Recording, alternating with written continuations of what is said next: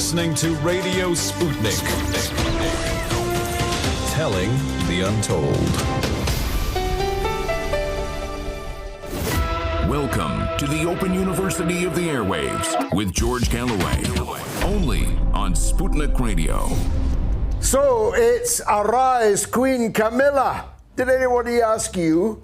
There'll be a few people in Britain have paused for breath at that somewhat audacious request from Her Majesty.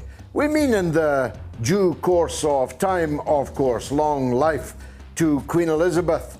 But I think it's time when, in the course of events, she finally passes, many years from now, I hope. I hope she gets to send a 100th birthday telegram to herself.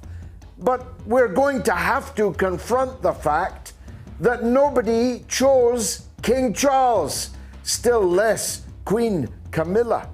Mind you, Sir Keir Starmer is revealed in an exclusive video just breaking on social media that he long campaigned for the abolition of the monarchy. I'm with Keith, actually, but only after Her Majesty dies. And should we believe a United States deep state about Ukraine on the very day that Colin Powell at the United Nations 2003 held up that vial to the world? It was a vile lie. Should we believe them now? And on this very day, the Rump Parliament passed a resolution in 1649 for the abolition of the monarchy. Should we begin that debate again? All kinds of issues on the table this evening, including the war in Yemen. I'd say it was a forgotten war, but nobody knew about it in the first place. It's the mother of all talk shows, this.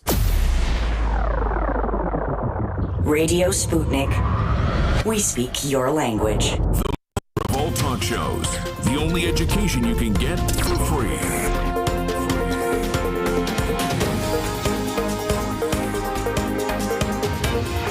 George Galloway. This is Radio Sputnik. Now, Sir Keir, upon being made a Queen's Counsel, when your hair was right dark, you said on video, it's ironic you're a Queen's Counsel as you had long campaigned for the abolition of the monarchy. Do you still stand by that, sir?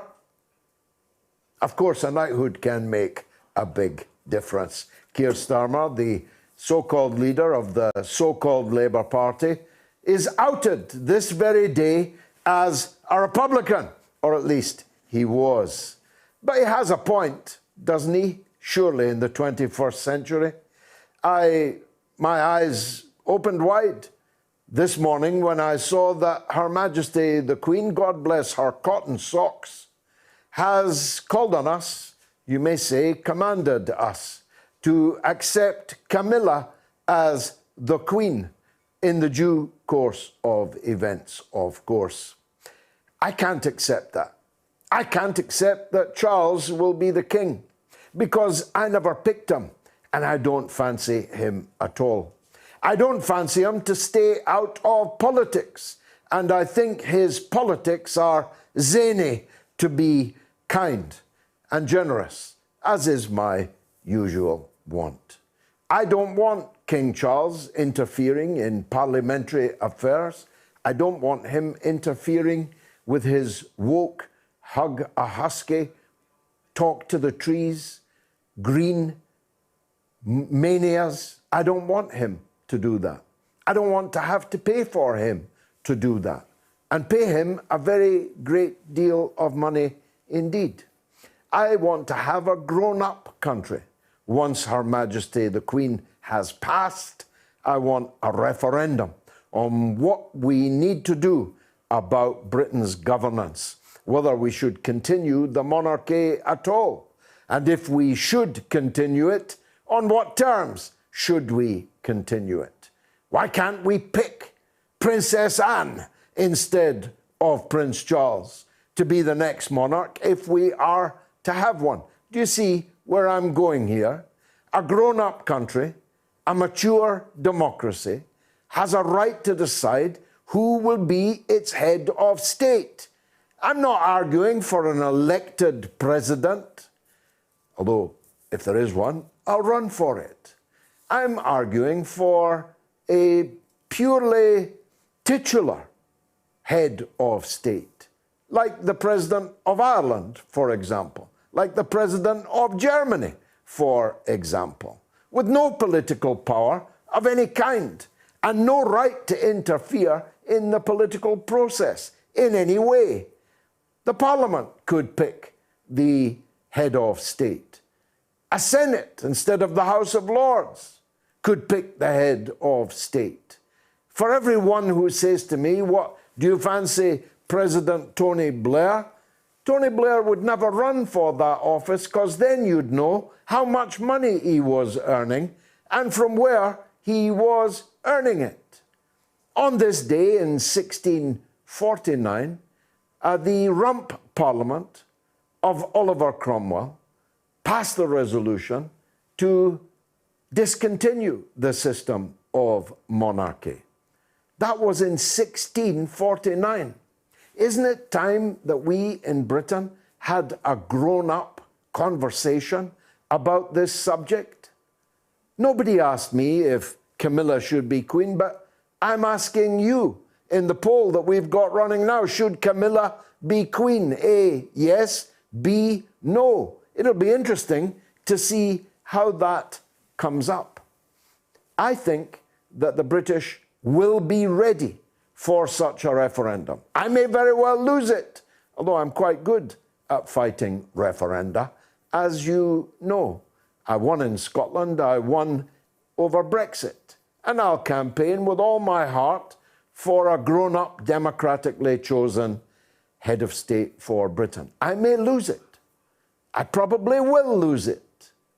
But at least we'll have had a say on who is to be entitled to call themselves our head of state. Just my view.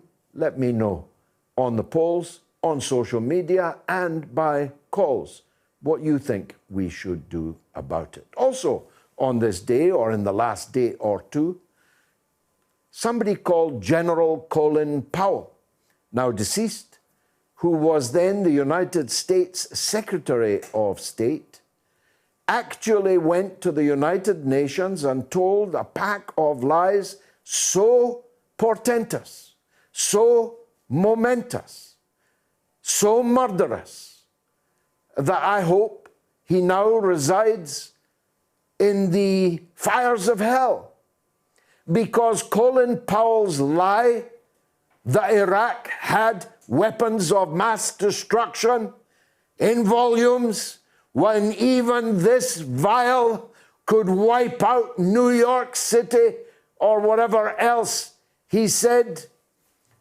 it doesn't get more serious than that. And of course it was echoed by that friend of liberty, plain Jack Straw, still plain because having been caught in a Chinese takeaway by Channel 4's dispatches with a camera up their jumper, selling himself to a fictitious company to the highest bidder for £5,000 a day. Jack Straw, our Foreign Secretary, and Colin Powell, the United States' Foreign Secretary, told a pack of lies that can scarcely be exaggerated. Because 1 million people are dead because of it. 1 million people. Imagine that. How high a pile of corpses that would be. That's what Colin Powell did on this day, all those years ago. But I'm asked to believe the current incarnations of Colin Powell and Jack Straw when they tell me that Russia is imminently about to invade Ukraine.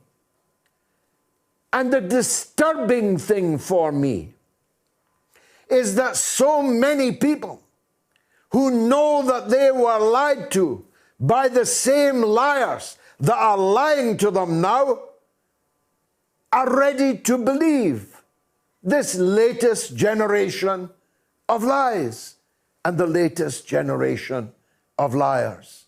That's truly disturbing to me.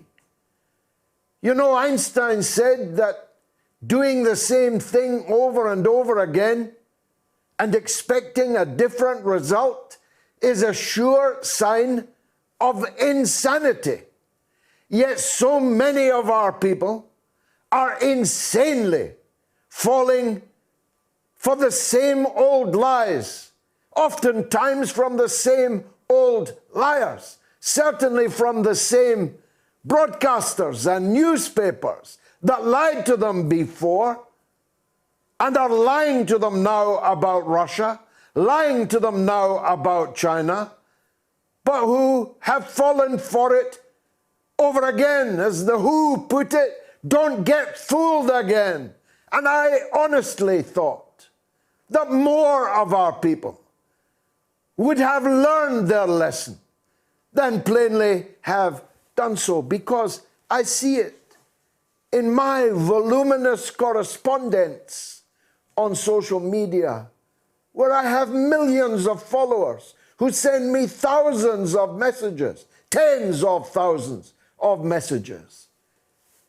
And it's quite plain that many of our people are literally sheep being led by the same old suspects into the same old pen of war and destruction. The New York Times, which told us that Powell was telling the truth then, are telling us that Biden and Blinken are telling the truth now, even though Biden was a liar then and is a liar now.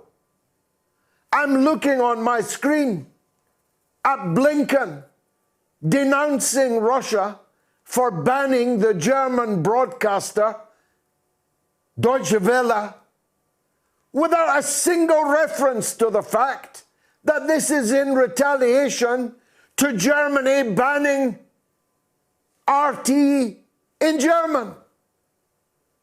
How can people write that stuff with a straight face?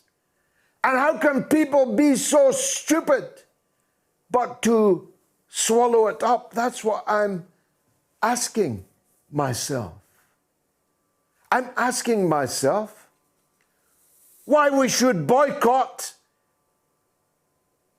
Joe Rogan in the United States, but we should take money from Sawbones himself, the Crown Prince of Saudi Arabia, who sawed a Washington Post columnist into pieces. I'm wondering why. We should boycott the Winter Olympics in China, but embrace the World Cup in Qatar. I'm wondering why you're all so stupid out there that you cannot see the contradictions in all of this, that you cannot see these lies, that you keep falling for them over and over and over again. And then there's Boris Johnson. He's got a new broom. He's sweeping out the old in Downing Street, although whether all of them had to be pushed before they jumped is a moot point. But he's just appointed as his head of communications Guito Hari, a third division BBC presenter who failed to make it at GB News, as his head of communications to sort all of Boris Johnson's problems out in Britain. Even though Guido Hari just a couple of months ago described Boris Johnson as sexually incontinent and dragging the Conservative Party and Britain to destruction. The same Guido Hari that was a lobbyist for Huawei, which we have banned in Britain on national security grounds. The same Guido Hari that was a campaigner to remain in the European Union when Boris Johnson's entire shtick is that he got Brexit done. Guido Hari wants to take Britain back into the European Union, just like this block of wood, just like the BBC and the liberal media, and virtually every working journalist in Britain today, just like virtually every broadcaster in Britain today. Talk about clasping an asp unto your breast. If Boris Johnson thinks that Guido Hari is the answer, it must be a very stupid question. But the real question is this. In this sea of troubles in which we are afloat, at home and abroad, is there anyone serious out there that think Boris Johnson or Keir Starmer are the answer? Is there anyone who believes that this ramshackle, dysfunctional, utterly failing state of ours is the best that we can be? We are the people that invented the steam engine. But I arrived just in the nick of time for this show tonight because of an utterly, calamitously mismanaged, underinvested, hodgepodge, Heath Robinson railway system in Britain in 2021. Our gas prices are about to triple, and this man's Labour Party wants our energy sector to remain in the hands of the vulture capitalists who snapped it up when it was privatized. He opposes the return of energy, of water, of railways back into public ownership.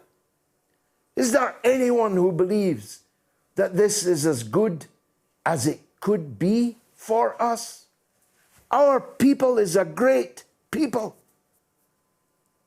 Our industrial revolution transformed the world.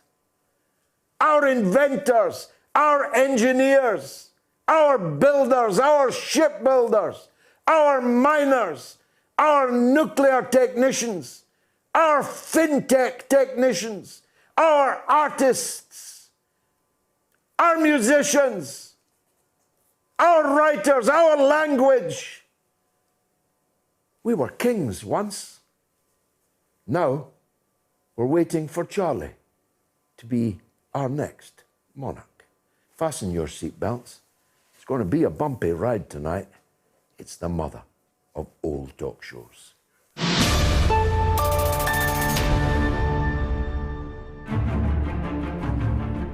There is no trick other than hard work, creativity, care, and recognizing that duty is more important than love. The booming voice of Robert Maxwell, an arrogant man who used his publishing empire to gain him power and influence. But in this shocking account, never told before in this way, George Galloway recalls his first encounter with Maxwell. It looked like a grizzly bear advancing towards me and punches me with these giant fists, like sides of ham, right in the solar plexus. So hard that I literally bent double. then, after George exposed Maxwell as a crook in Parliament, it was war. Every one of his papers, the Daily Mirror, then following the Sunday Mirror, the Sunday People, the Daily Record, then a few days later the Sunday Mail in Scotland. Even the European, which he then owned, all over Galloway. Scottish Daily News journalist Ron Mackay was there. Every night, presumably when he had a drink in him, he would boom over the tannoy about the cretins, the fools. The majority of the workforce believed that he would take it over and their jobs would be secure. But of course he didn't. He just disappeared. And then... The millionaire newspaper publisher Robert Maxwell is dead. What really happened? Did Robert Maxwell jump, or was he pushed? It could be that he went out to, as he did, micturate over the side of the boat. I'm with Ghislaine Maxwell in that I lean towards the murder. This is Maxwell, the monster. You said, what is my secret? I will let you and your viewers know what it is. I'm not attached to property. Consequently, losing or gaining it means nothing to me.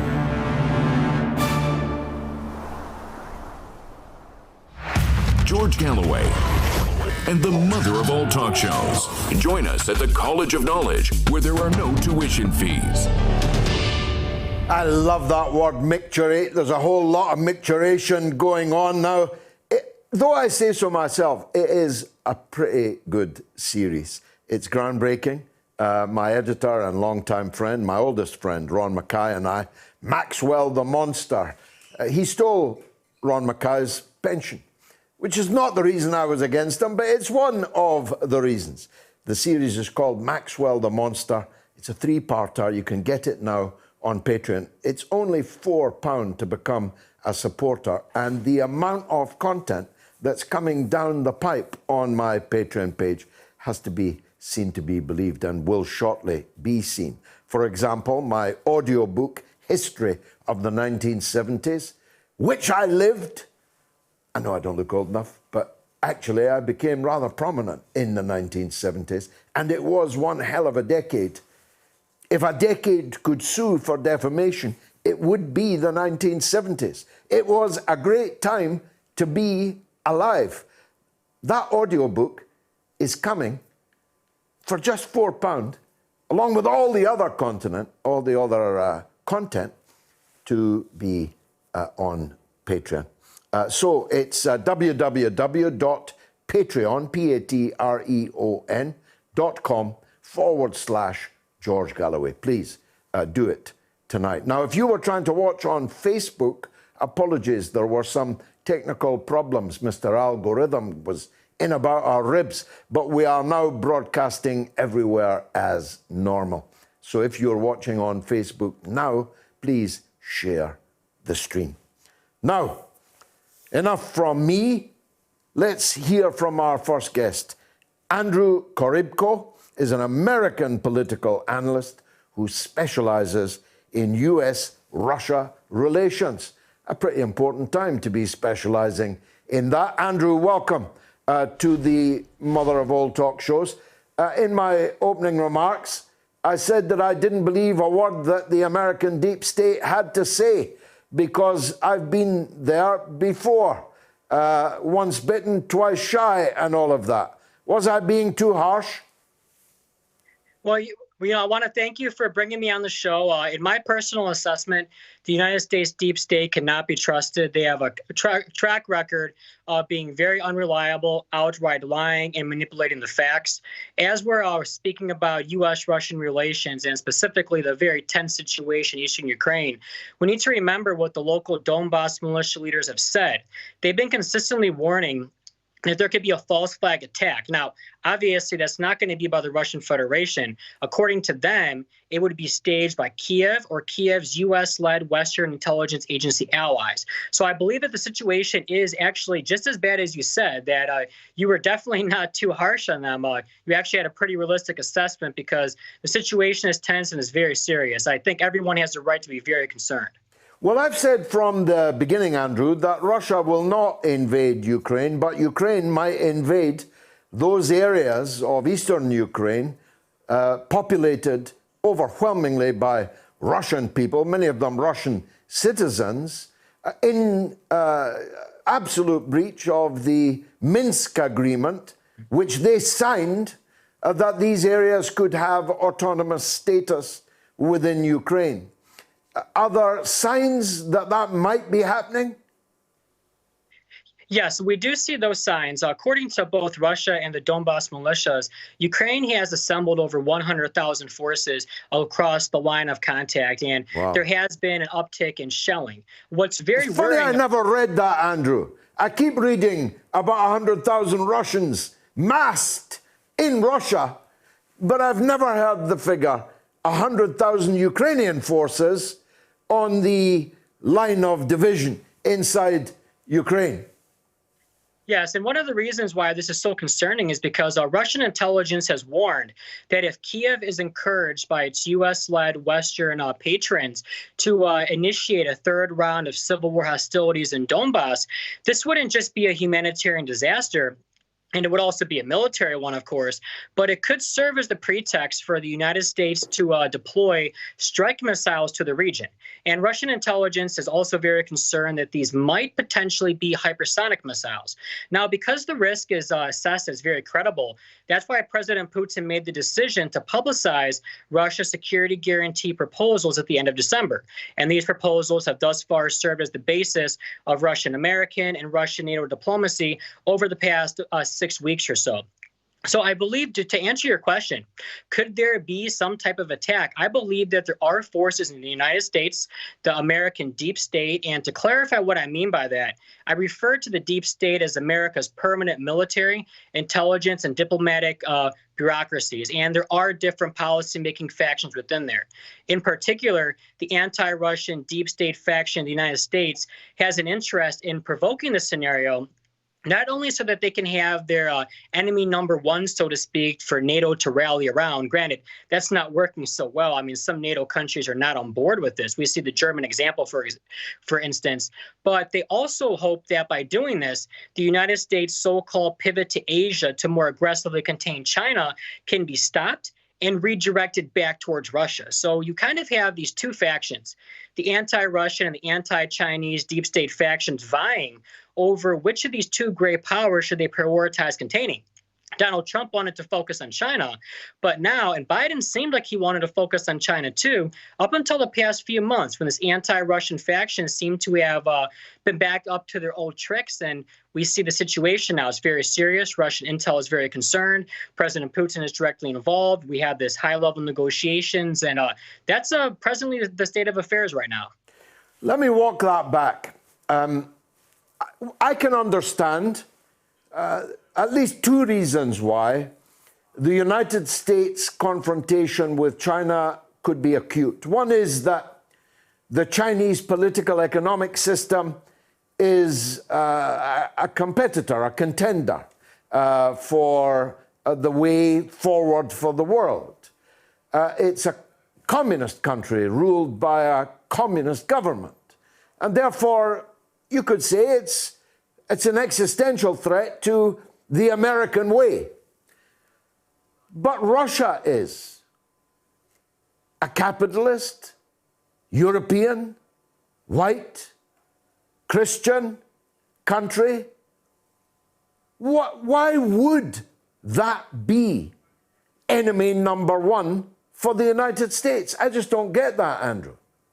Okay, so I've actually been putting a lot of thought into that as well over the past few years.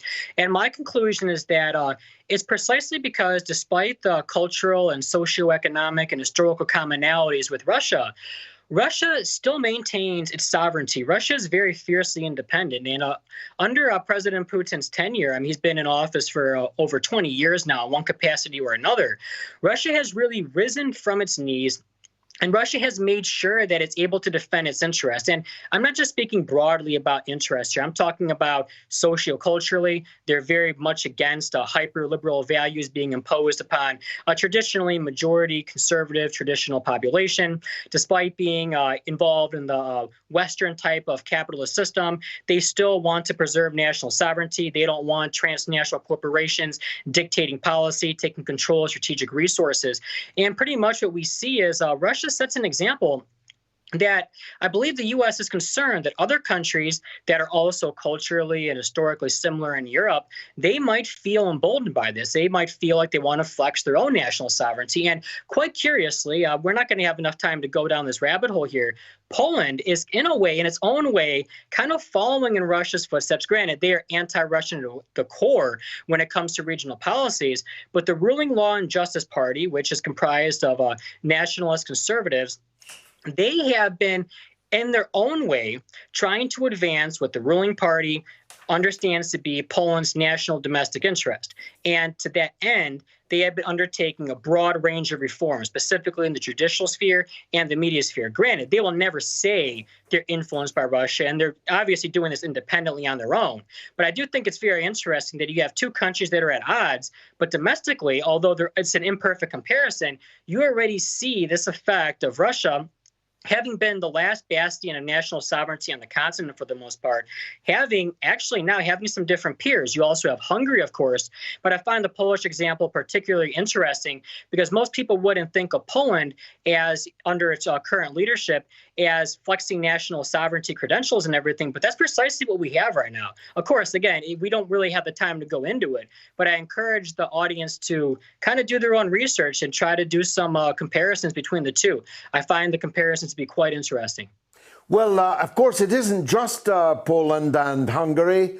Bulgaria has opted out, basically, of Biden's response to the Ukraine crisis. Slovakia, at least in the form of its president, did. And now the president of the Czech Republic has done the same thing. And most importantly, as you alluded earlier, Germany is very definitely not on board.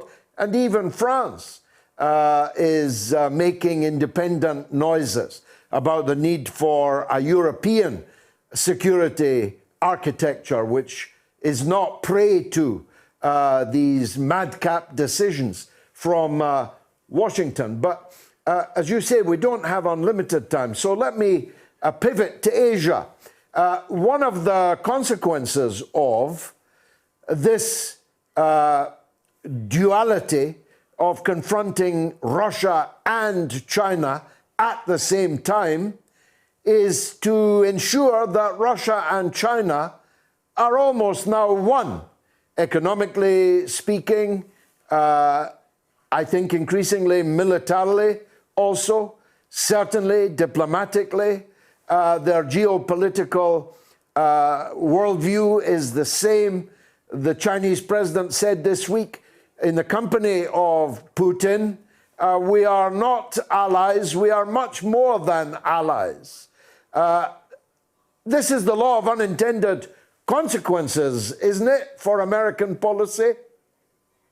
Yeah, I would go as far as saying that when the United States attempted to simultaneously contain Russia and China around 2014, we saw what happened with Euromaidan in Ukraine, and that's around the time the U.S. stepped up its provocations in the South China Sea.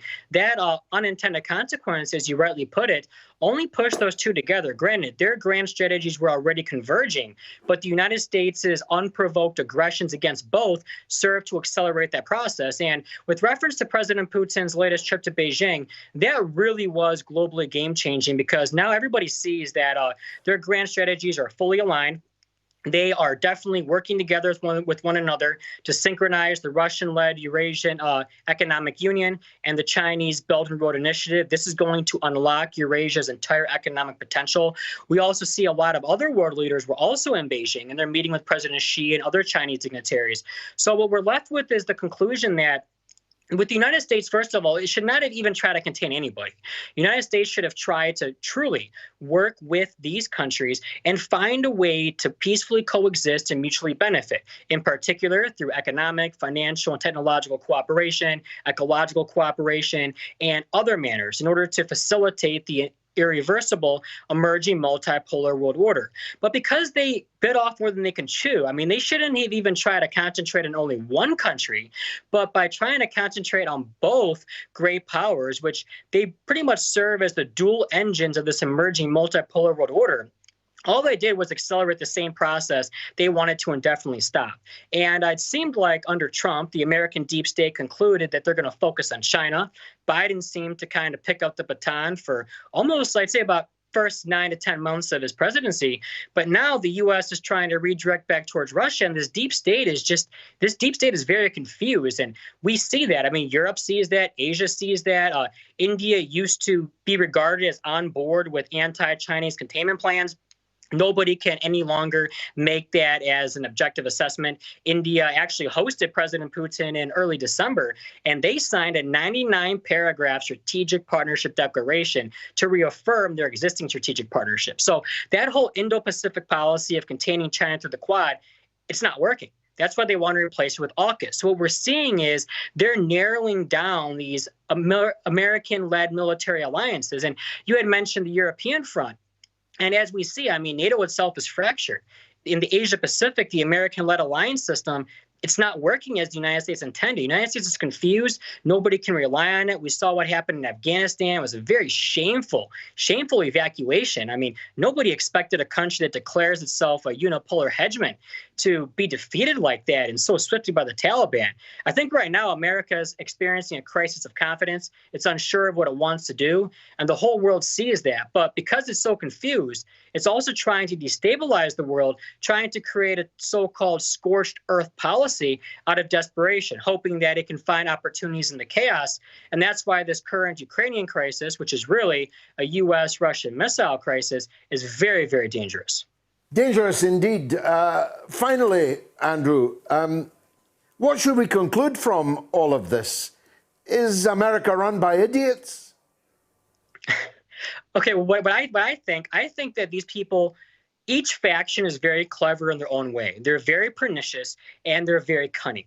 But the problem in the American system is because these two factions, anti-Chinese and anti-Russian, granted, the two factions themselves are the problem, but accepting that they're unlikely to ever disappear anytime soon, the very fact that they're so fiercely competing with one another is creating a lot of chaos. I mean, you use the word unintended consequences, and we see these unintended consequences aren't just globally on the geostrategic level. They're also domestically in the United States. The U.S. Anti-Russian deep state war against former President Trump totally destabilized the United States. I mean, we saw a couple of years ago the unrest that, in my personal assessment, was encouraged by Democrats for political self-serving reasons ahead of the 2020 elections with Antifa and Black Lives Matter. That wasn't just a color revolution. That was a spree of urban terrorism. That was actually, in its own way, a hybrid war on America by Americans in some ways. And we see that, are they idiots? Are they super geniuses? Well, they think they're the smartest guys in the room. They aren't. Are they idiots? Well, there's a lot of idiots among them.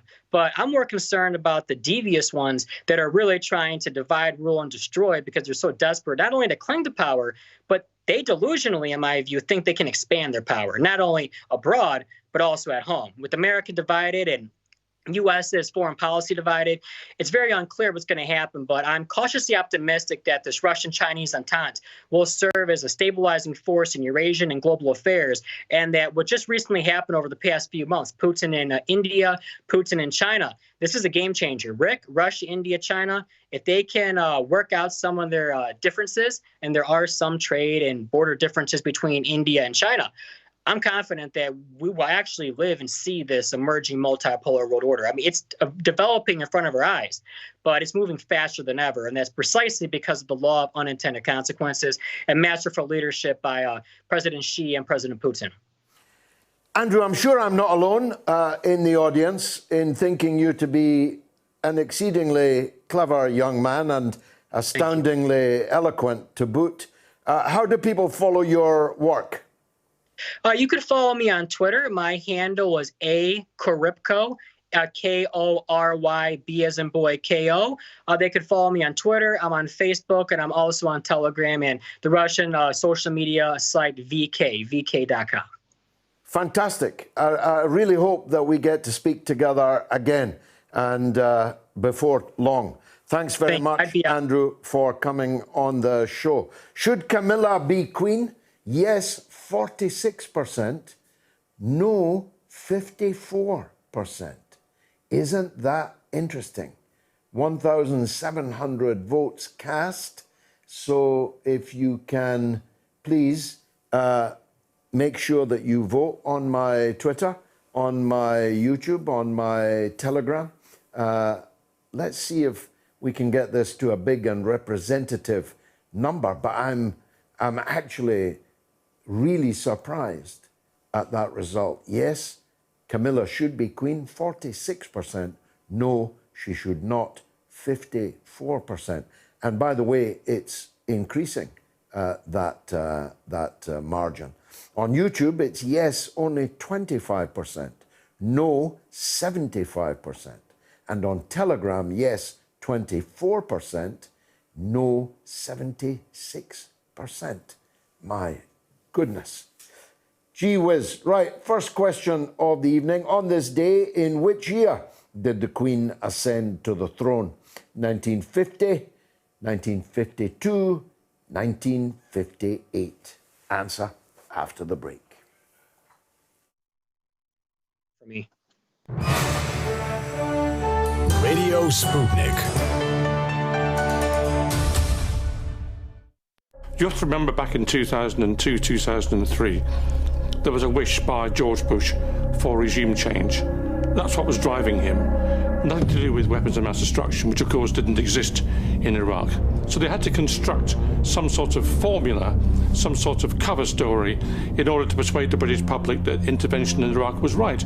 Now, David Kelly, as an expert in weapons of mass destruction, knew that this was untrue. He knew that there were probably no weapons of mass destruction in Iraq. That was a guy that could have brought down, the whole system. I reckon you're chaff. You've been thrown up to divert our probing. The Foreign Affairs Select Committee, that parliamentarian briefing, I think that was an indignity to him. We saw it on the news, and my very first thought was shock. Oh my God, you know, this man is in the eye of the media hurricane. He should be protected by that at least. You've got blood on your hands, Prime Minister. Are you going to resign over this? I don't know the details of how Lord Hutton happened to be selected, but what was certainly the case is that he was the right kind of judge to use from the point of view of Downing Street and the intelligence services as well. Of the 21 days of hearing, only one half of one day was spent on discussing the forensic aspects. That is disgusting. We were given the Hutton report the day before it was published, but actually what happened was he went too far. The events of 2003 were disgraceful ones in this country's history, and it's unfinished business. Those responsible for an illegal war, those responsible for the death of David Kelly, have not been brought to justice. There's been no inquest into David Kelly's death. There needs to be one. We need to make sure that those who behaved in a reprehensible way in 2003 are finally brought to book. And don't forget, you can get from Amazon the Killing Kelly DVD, and you can download it on Vimeo. Tough questions are the most powerful weapon we have.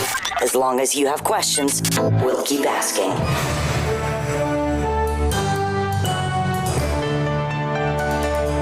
Radio Sputnik. Telling the untold. Well, mathematicians amongst you will have worked out that it was 1952, exactly 70 years ago. A truly remarkable stint at the wicket, I must say. No one could possibly have imagined back in 1952 that in 2022 that Queen Elizabeth would still be not just on the throne, but working. Should Camilla, though, be queen? That's the question we're asking on my Twitter feed, on my YouTube, and on my Telegram. So let me give you the phone numbers at this point. If you're calling from the United Kingdom, remember it's completely free. It's 08081 96 5522. If you're in the United States, it's also completely free, and that includes Canada, by the way. It's +1 844 944 3344. You can email the show anytime at onair@moats.tv. Now, Liverpool and Oxford coming up. I think that there's, there's the Liverpool one. Now, let me explain. I think there's only 2 standard seats left, but there are VIP tickets still available. I'm not sure how many. I think about 17, 18, something like that. It's a while off, but there's every chance if you don't get your tickets very soon that there might not be any seats for you. So that is in the Hope Street Theatre. And then we're coming to Oxford Town. Don't forget that Oxfordshire was where it all happened. Dr. David Kelly's most mysterious death. And we're at Oxford Town Hall. Some of the best public events I've spoken at in my life have been in Oxford, both at the Oxford Union and in Oxford Town Hall in the run-up to the Iraq War. If you have come to hear me before, or if you're interested in the Kelly issue, if you're interested in the Iraq War, and you're in Oxford or surrounds, it's in Oxford Town Hall. There's the situation there. Now, I've got quite a lot, as you can imagine, of social media. Earth Person says, should Camilla be Queen? No, she's not German enough. That's very funny, by the way. Snow Tanine Wolf says, Camilla Capello? If she dost repenteth for her woke-tard sins, I would marrieth her into my Tsarina, to standeth by my side. I don't know what that means, but some people will. Barbara Lindsay says, Queen Consort. The Queen gave her blessing. Camilla has been a good, supportive daughter-in-law for the Queen, unlike the previous one you mean. And wife for Charles, unlike the previous one you mean. William, Catherine and family seem very fond of her. My goodness, Barbara, you know a lot. We're all supposed to learn from history. Can we stop looking for something to grumble about? The problem with that, Barbara, is I was sitting in Parliament when a promise was made to Parliament and people that Camilla would not become Queen. Yeah, you remember at the time of the divorce? Do promises mean nothing anymore? And if Camilla can become Queen, what happened to Mrs. Simpson? Poor Mrs. Simpson. They all got drummed out of the brownies because she was a Mrs. Simpson as Camilla was a Mrs. Parker Bowles. Both married, both committing adultery with each other on royal premises at your expense, Barbara. What about Peter Townsend? Princess Margaret had a life of misery because she was not allowed to marry Group Captain Peter Townsend. That's all I'm saying. Look, I don't actually care all that much because I'm against the whole thing. But Barbara, you're clearly fully into it. Do you not care about the contradictions in all of that? John Miles says, I'm more worried about Charles being king than Camilla being queen. I know it can't happen, but for the sake of the monarchy, it would be better to skip a generation. And Flag of United Kingdom pickup truck says, yes, Diana is dead. People need to get over it. Really? Paul Hodder says, rather have a pearly queen. And Minky Pinky says, no one should be queen unless it's Freddie Mercury, God rest him. Mo says, from an Irish point of view, yes, why not? Sure, they have a lot worse than Camilla Parker Bowles. Royals have a closet full of scandal. And David Short says, why is the poll asking us peasants whether the Queen has made the right choice or not? A, who cares?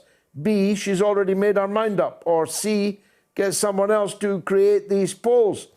Well, I suppose it matters because she'll be our queen. She'll be the queen of our country. And Dan Fergus says, the royals, however inept they are better for Britain than the corrupt vermin in the chambers and their corporate overlords. No corruption in the royal family, of course, never has been. Tut, tut, never, never has been. At least the royals are tied to Britain. You're having a laugh, right? You know their name, right? Yeah, you know they're all German, right? You know it's Saxe-Coburg-Gotha is their name, right? At least they're tied to Britain. What's wrong with you, Dan? Are you a child? Are you like 14? At least the royals are tied to Britain and wouldn't like to rule over a dump.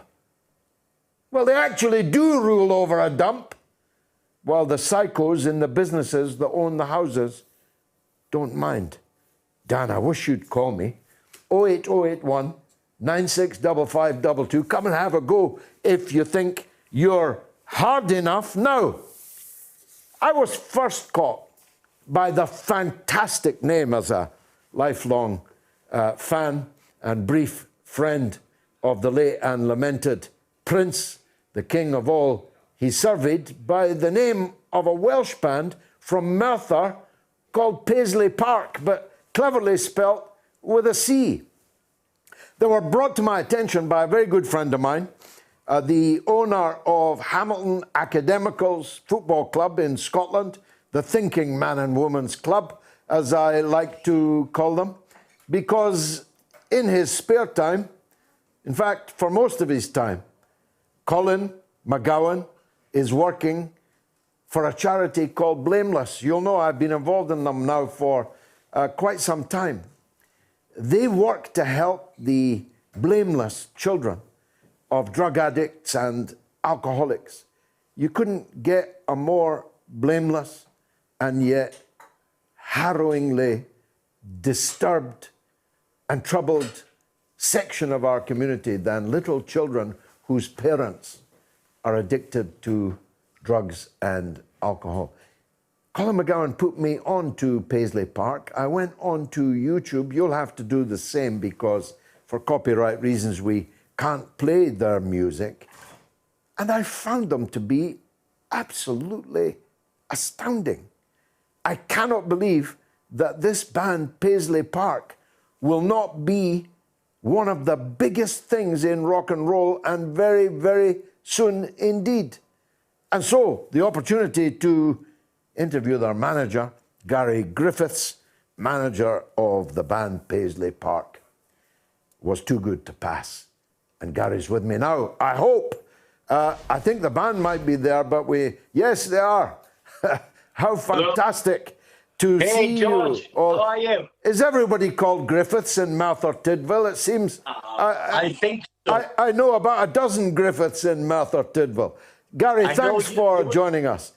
Hey, George, I know you were down in Merthyr Rising a few years ago. I was. I've spoken at Merthyr Rising more than once, and I've spoken actually many times in Merthyr. I really love it. I love South Wales, and I'm not surprised given the life that people in South Wales have had to live with economic disaster, with disasters like Aberfan and so on, the death of traditional industry, the deindustrialization of the valleys, that this wonderful band of yours has emerged singing about real things, about real life. Tell us about them, will you? I will, sir. I will, sir. And to be honest with you, I think one thing I'd like to say about Merthyr Tydfil, as tough and as rough as it's been for all of us, especially these young kids, and it's their learning about what we've done, and how they've grown up. It's also a wonderful town. It's a wonderful town of opportune, and it's a place that's got lots of character, as you know. Total character, and the people are absolutely wonderful. Absolutely. What I mean is they've been betrayed by the politicians, by the system, and it has produced this wonderful band crying out for justice. I know, and the guys here, they wrote a song. They've written many songs, as you know, George. But this one song that they've written most recently called Mean Streets, and it is about mean streets. It's about growing up, and unfortunately our lead singer can't be with us tonight. He's tested positive, actually, but he wanted me to tell you the story of his feelings when he wrote it. It was about growing up, and he was young, and he got slightly intimidated by the whole sort of, how a young person can go out and very, very quickly the situation can change because of drinking and because of alcoholism and because of the drug-related stuff. And when I met Colin, and let's be honest, Colin, who's the founder of Blameless, they do some fantastic work up there in Hamilton. And I got to say this, George, when I played in the track that these guys have written and recorded, there was a tear in his eye. He was absolutely, and it was such a connection between, because it's not just about Merthyr, it's about every city, every town in this country. These young kids, they grow up, and what they know, what these guys have done is they turn to their music, they turn to their guitars, they turn to their keyboards and their drums, and they're going to take this world by storm. Well, I just think that, I played that track and then I went looking for others. I'm sure the audience will do so after the show also. I was knocked out by it. It didn't bring a tear to my eye. I don't cry much, but it really did rock me back on my heels. The sheer power of it, the working class power of it. Yeah, and there's so many other songs like that as well. But through Colin as well, I'd like to mention that we're lucky St. Luke's are there. They're hosting us on the 4th of March, and then we're going to the Hamilton Accies Stadium on the 5th of March, and we got some gigs going up, and all the proceeds, these guys are not going to take a penny. It's all going back into the Blameless. No, that's fantastic. Stuff, which is great, and it's been lovely. I'm going to jump out a minute. George, if you could ask the guys something about themselves, I think that would. Yeah, we've not got a lot of time. Just pick one of who's the most eloquent. I know all Welsh people are eloquent. Who's going to speak? I'll speak. Okay, brother, go ahead. Tell us. Well, it's started off first as a four. It was Ieuan and the singer Jack. They were best friends growing up, and Ieuan taught Jack to play guitar. And naturally, they kept playing, and then after a few years, they wanted to form a band. They knew Jack through martial arts, which they went to. They asked Jack to be the drummer, and it was actually me and the singer. We were in a party. He's good friends with my sister, and it was me and him. We stayed up playing guitar, and then that's how I formed in the band. And then during COVID, it gave us a good chance to stop gigging and actually write songs and try and expand our sound. And then we invited Morgan down to a couple of practices, and he came with his keyboard, and that's the way he enhanced the sound and filled it out. And we're just looking at that. Yeah. It's you all look very young. What kind of ages are the band? I'm 25. You're the old man of the band, I think. Yeah. Who's the youngest? I'm a baby. I'm 20 years old. 20 years old. Well, I tell you what, lads, I know a thing or two about music. I'm a sax player, former double bass player, and I've been listening to music a long time. I predict a very big future for Paisley Parc. Very smart name, by the way. Very smart name. Who picked it? Jack. Yeah. Very clever name. Lads, thanks for joining us. Sorry the line was not that great, but you got your message across. And everyone, after this show is over, please go onto YouTube and check them out. I tell you this, you'll be very, very impressed. Coming up in the next hour, the English man of letters, Peter Obourne, on the war in Yemen. And we're taking your calls on Queen Camilla and more. Stay tuned. It's the news with Jamie Lowe.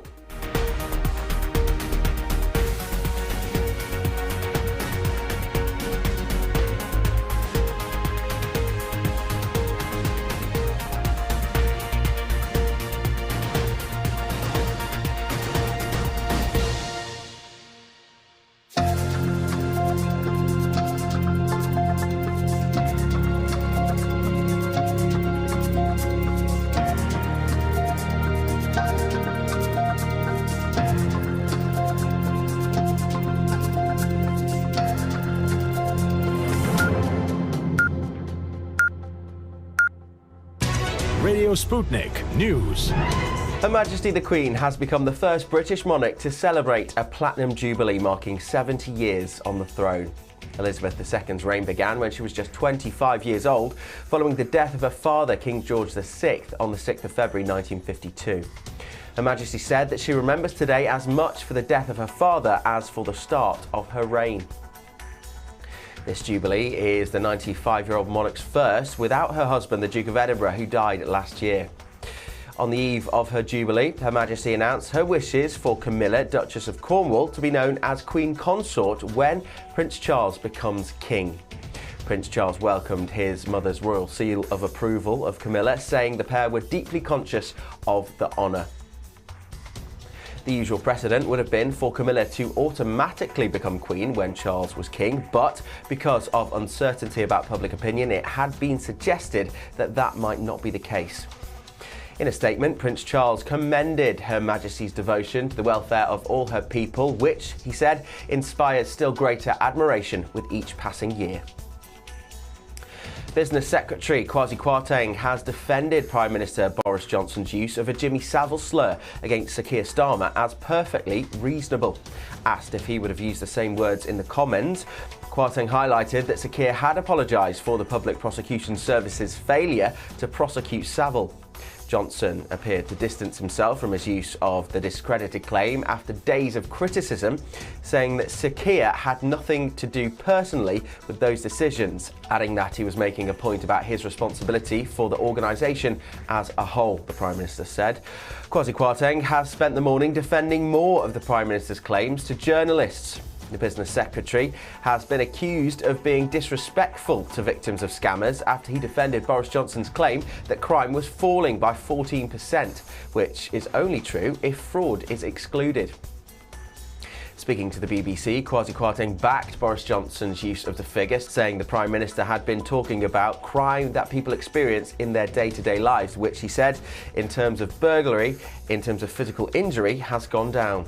Last week, the statistics watchdog took Johnson to task for making the claim, as he had not made clear that this excludes fraud and computer misuse.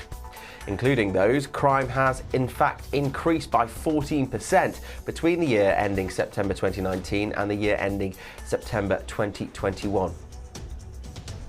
British serial killer Levi Belfield has confessed to the murders of mother and daughter Lynn and Megan Russell. Belfield is serving a whole life sentence for murdering Millie Dowler, French student Amélie Delagrange and 19-year-old Marsha MacDonald. Michael Stone was twice convicted of murdering the Russells and is serving 3 life sentences in prison. He's always denied his involvement. Lynn Russell and her daughter Megan were found bludgeoned to death in Chillenden in Kent in July 1996. Stone's solicitor said he has received what he called a genuine 4-page statement from Belfield in which he details his involvement in the killings. Kent Police, however, said its position on Stone conviction remains unchanged. The Duke of York will give evidence under oath next month as part of the ongoing civil sexual assault case against him. Virginia Giuffre is suing Prince Andrew in the US and alleges the Duke sexually assaulted her on 3 occasions when she was 17 and being trafficked by the late financier Jeffrey Epstein. The Duke has repeatedly denied all allegations. He will face a deposition which will be in London on the 10th of March, and he is likely to face many personal questions. Miss Giuffre says the Duke abused her in several locations, including Ghislaine Maxwell's home in London. Prince Andrew continues to deny the allegations, and his lawyers have said he is ready to go before a jury and fight the claim. He is not facing any legal action in the UK.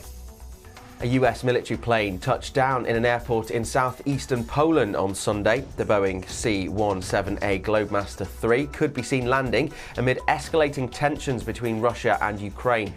Soldiers already landed in the western German city of Wiesbaden on Friday. At least 2,000 soldiers have been sent to Europe from the US to provide support for NATO after Russia dispatched military equipment and a reported 125,000 troops to the border of Ukraine. Moscow has denied any intention to invade Ukraine, but has demanded a ban on Ukraine entering NATO, as well as a withdrawal of NATO troops from several nearby countries. The body of a 5-year-old boy who died stuck in a well has been removed by rescue workers. The body of 5-year-old Ryan, who was stuck in a well for 4 days before passing away, was carried out by rescue workers in Tamarot on Sunday. A large crowd gathered around the ambulance that took away the body. Dozens of rescuers were seen carrying the body towards the ambulance, drowned out by noise from the surrounding crowd.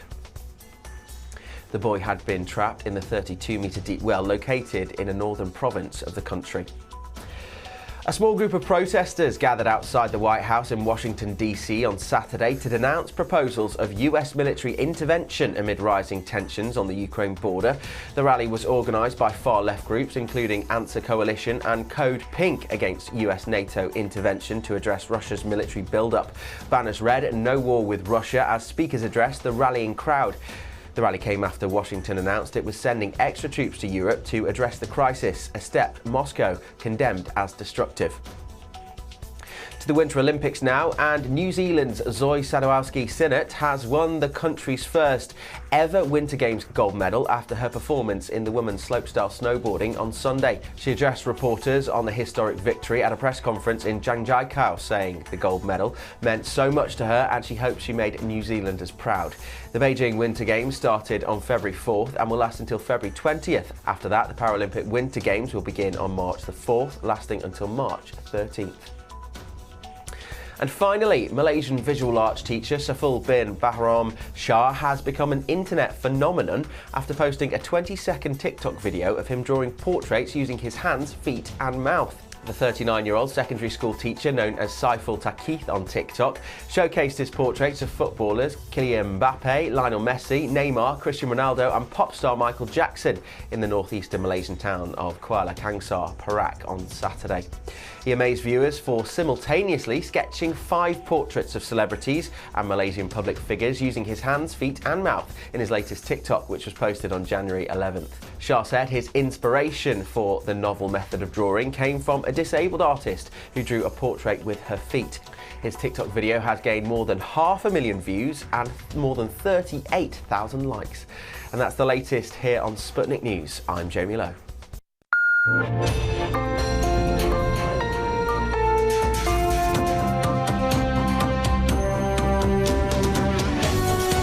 You're listening to Radio Sputnik. Telling the untold. Welcome to the Open University of the Airwaves with George Galloway. Only on Sputnik Radio. Should Camilla be queen? No, according to our audience so far. A, yes, 45%. B, no, 55%. You've still got time. Get your vote. Have your say. It's more than you'll get about who the next monarch is to be. Now, you've got the numbers. 08081 965522, or if you're in the US and Canada, +1 844 944 3344. Now, I'd call it the forgotten war in Yemen if anyone had ever remembered it in the first place. It is truly astounding that the poorest country in the Arab world, one of the poorest countries on the earth, has been laid waste for almost a decade by the richest country in the Middle East and possibly the richest country in the world, Saudi Arabia, its next door neighbor. Even more extraordinary, they're doing it with weapons that we have sold them. Perhaps even more extraordinary than that, we have military officers in the command and control center in Saudi Arabia that decides on the targeting of the weapons that we sold them. And indeed, I have reason to believe we have even had special forces inside Yemen doing the dirty work for the kings of Arabia. You really couldn't make that up.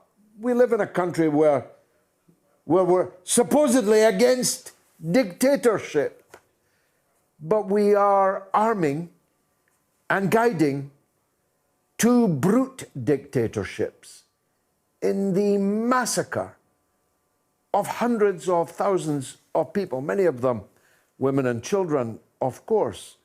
Bombs have fallen down on weddings, on funerals, on schools, on hospitals. So much for the command and control centers. Not only all of that, but the media in Britain has chosen, one must assume deliberately, to entirely ignore it all. Unless you watch and read a select few, you would not know that any of this was even happening at all, let alone with our culpability in it. One of the very few who has consistently tried to raise a voice for the besieged, beleaguered, massacred people of Yemen is one of the finest men on our island. I call him the man of English letters. Author, journalist, broadcaster, Peter Obourne, who joins us now. Peter, thank you for doing so. Let me ask you that last question first, really. How come broadcasters and journalists who obviously do know what's happening there, how come they are silent about it?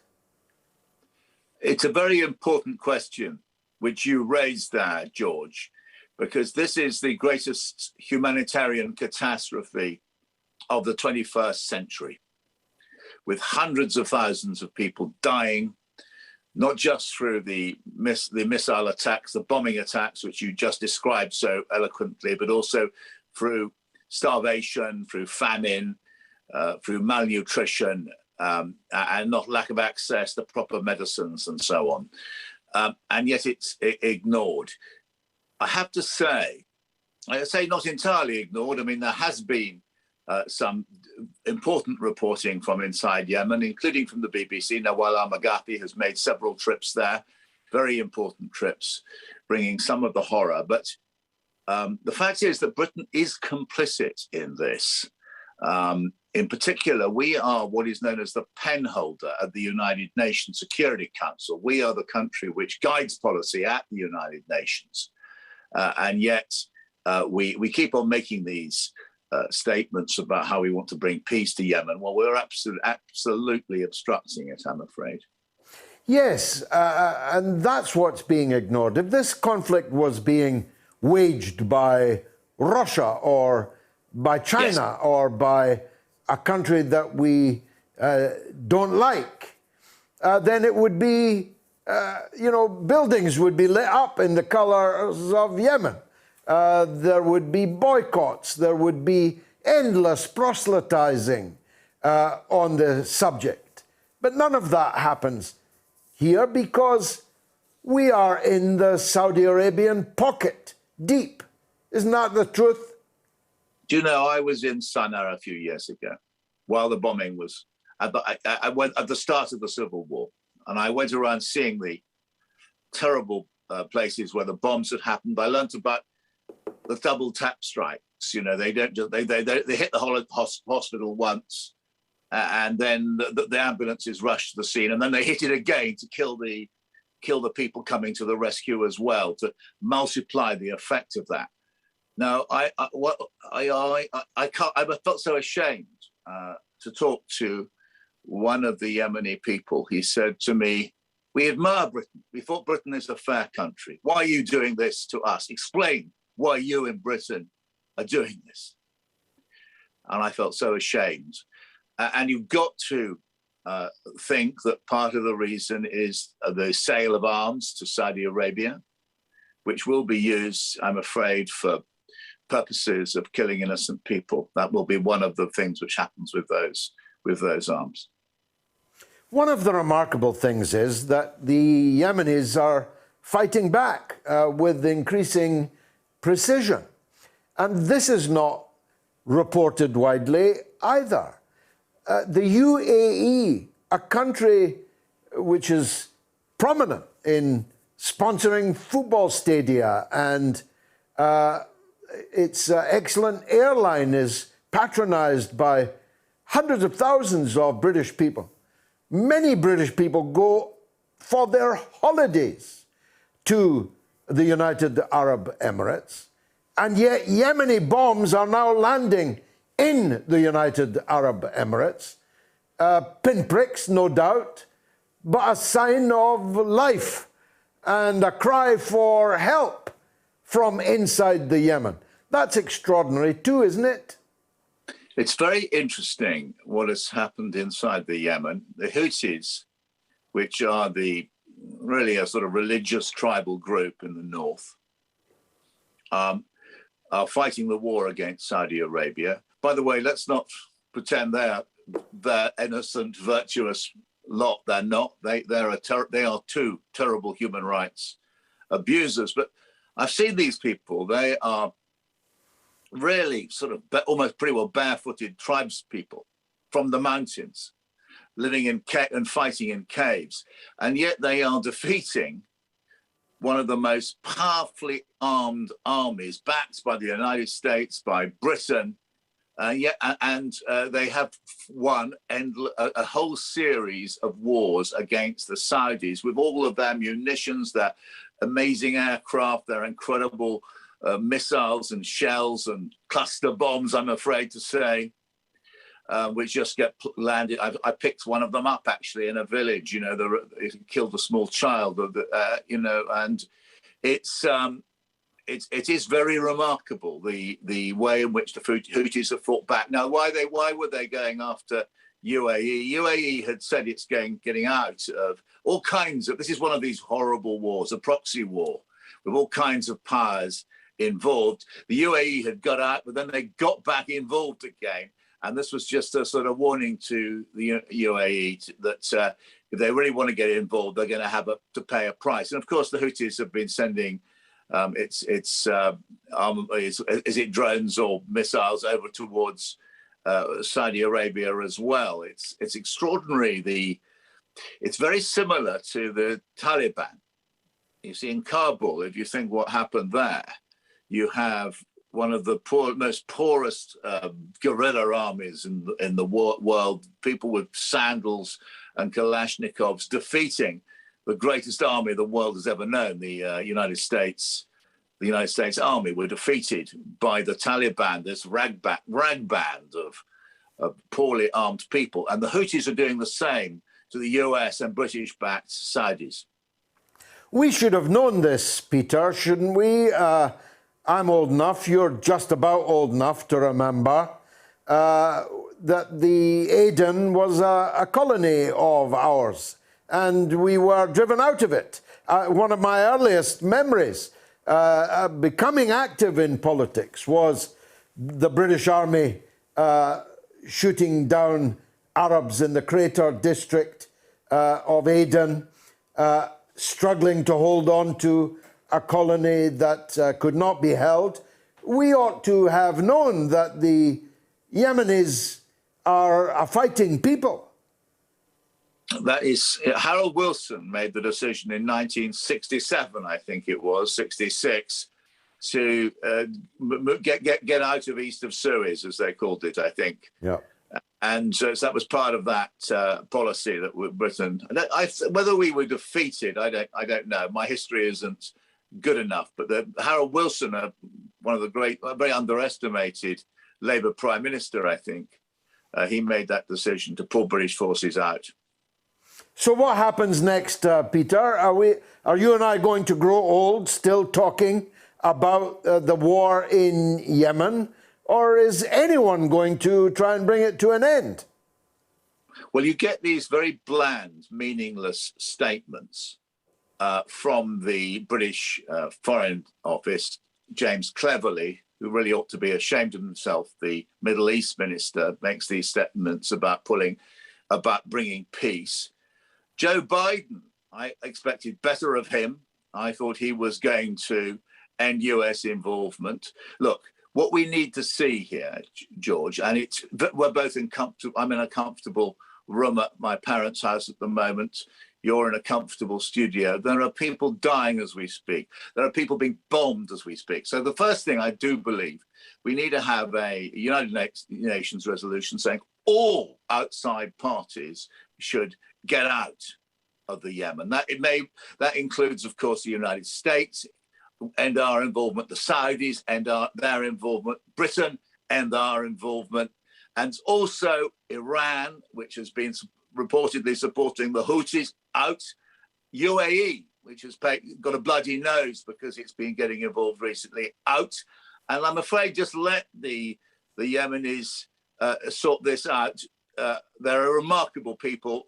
They have a huge place in my heart. These are brave people who've had to deal with outsiders, without foreigners who don't have good intentions for millennia. And I do hope, and that is what we now need, is everybody out of the Yemen, let them sort it out themselves. Even that won't be that peaceful, but at the moment we are fueling.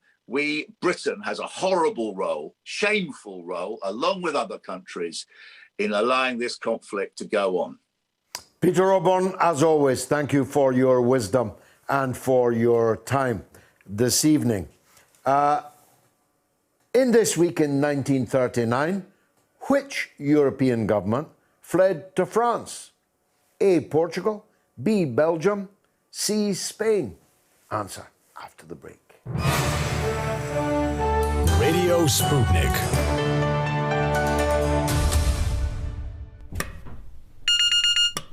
Gosh darn, how do you get this thing to work? Is it that one? Is it this one here?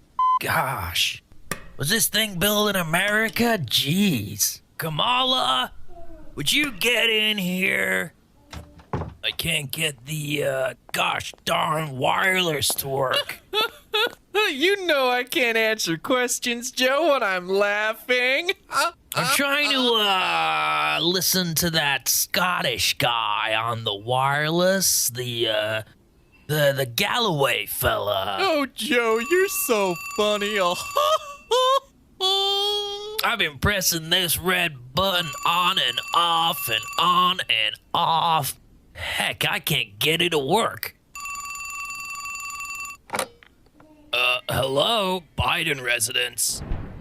Mr. President, be advised, we have executed the airstrike on Syria. Confirmed. That's just great. How long until it gets delivered? I'm starving. Sputnik has been launched to give you a closer look at everything happening in the world. Radio Sputnik, telling the untold. The mother of all talk shows. Join our faculty of legends, contributors, and callers. Everyone is welcome. The answer is Spain. Its government fled to France in this week in 1939. The Spanish Prime Minister, Juan Negrin, fled to Paris. Franco claimed victory when the Spanish Civil War officially ended a month later. The poll, should Camilla be queen? It's a tremendous response. Thousands of you have voted, but I'm sorry to tell the palace that the numbers who think that Camilla should be queen are not high. It's still on Twitter, 45 yes, 55 no. But on YouTube, it is 25 yes, 75 no. And on Telegram, it's even worse for the palace. 24% yes, 76% no. Truly extraordinary results. I must tell you, I wasn't expecting that. Let's take some calls. Rose in Philadelphia is always a delight. Rose, welcome back to the show. Hi, Mr. Galloway. I'm so happy to be back, and I'm glad to be getting on earlier in the show than I usually do, so okay. I hope I do it justice. Okay, a few points I'd like to talk about today. When it comes to the Beijing Olympics, I've been watching it, I and my family. Beautiful show, and of course done as safely as possible, as the Chinese have been absolutely excellent in their battle against the pandemic. The so-called boycott on the basis of human rights abuses, particularly for the mistreatment of the Uyghur Muslims. Yeah, the West is very big on Muslims, of course. In fact, they don't like Muslims. They don't like communists, but they're absolutely in love with the Chinese Muslims. Only the Chinese Muslims don't love them back. Not at all. And neither do the Muslims here, because I would like to say something. There is only one camp in the world that's torturing Muslims. It's called Guantanamo Bay. It's right here, run by the U.S. government on sovereign Cuban soil. That's true, but we're also massacring Muslims in Yemen. It's our weapons. Yemen? Our weapons, our command and control. We're up to our neck in blood of Muslims in Iraq, in Afghanistan, in Libya, in Syria, in Palestine. We're up to our neck in it. But we really, really care about Chinese Muslims? Come on. I don't believe that for 1 second. And one of the reasons that it's been possible for the U.S. to kill Muslims in such big numbers and such huge scale is the collaborators with the so-called Muslims, those dictators in the Gulf, one of whom, Qatar, was just made a non-NATO ally this past week. Well, Colombia is an ally. Why not Qatar? Oh, no problem there. No problem at all, of course. And I'd also love to pay tribute on a lighter note to our beloved Venezuela. February 4th, this past Friday, was their National Day of Dignity that commemorates the first time Comandante Hugo Chavez tried to overthrow that neoliberal, cruel president Perez in 1992. Although he failed, it was just the beginning of the Bolivarian Revolution. May God watch over him always. President Chavez, my wife and I were present in his last and, as always, victorious election campaign. He's a very great loss indeed. Rose, thanks for that call from Philadelphia. Now, news from the podcast this week. After another rise of 10% in our listenership last week, we have new subscribers in the Seychelles, Macau, Brunei, and Sri Lanka, which means we now have subscribers in 125 countries. I'm determined that we get to the full Monty, 195 countries. Please, someone identify for me which countries we don't have subscribers in, and I'll try and drive that. And remember, as I said earlier, part 1 of our Maxwell the Monster podcast series will be released on all our podcast platforms after next week's show, Sunday the 13th of February. If you aren't listening to this growing podcast sensation, then please subscribe wherever you get your podcasts from so you can listen to Moats anywhere. And it's the distilled version, shorn of all peripheral matter. It's 90 minutes instead of 3 hours. You can listen to it anywhere, anytime, on any corner of the earth. Don't forget to share with your friends and leave us, please, a 5-star review, if you will. Let's go to Eve in Idaho on the subject of North Korea. Go ahead, Eve. Hello, George. Thank you for having me on your beautiful show. Thank you. Yes, a few weeks ago I realized something and I wanted to share it with you and to know what you think. You remember 2 or 3 years ago, we had Trump trying to make peace in North Korea, and it was shut down. And people say, oh, it's because of John Bolton, but John Bolton had no power, really. He was an advisor. He was not... So that's one fact. And the second fact is that we have seen recently many hypersonic weapons of some kind being launched by North Korea, and America doesn't seem to care at all. And then I came to the There's a following ballistic missile. I mean, the next stage is one that can land in San Francisco. You'd think they'd be concerned. Yes, but they didn't, as you have observed, we didn't make a big fuss compared to what we make in Ukraine or Taiwan. Exactly. And the reason, I think, is I came to the following observation. is that the deep state told Trump and that North Korea is no threat for the United States, but it's the reason why we are allowed to have nuclear weapons in South Korea, which is a fantastic geostrategic position. And so if there would be a peace between South and North Korea, it will be probably a neutral country or something like that. And that's not what we want. We want to have those weapons in South Korea very probably targeted to Russia and China. And North Korea is just a good reason to have them there. That was my observation, and I wanted to know. Well, it's a canny observation.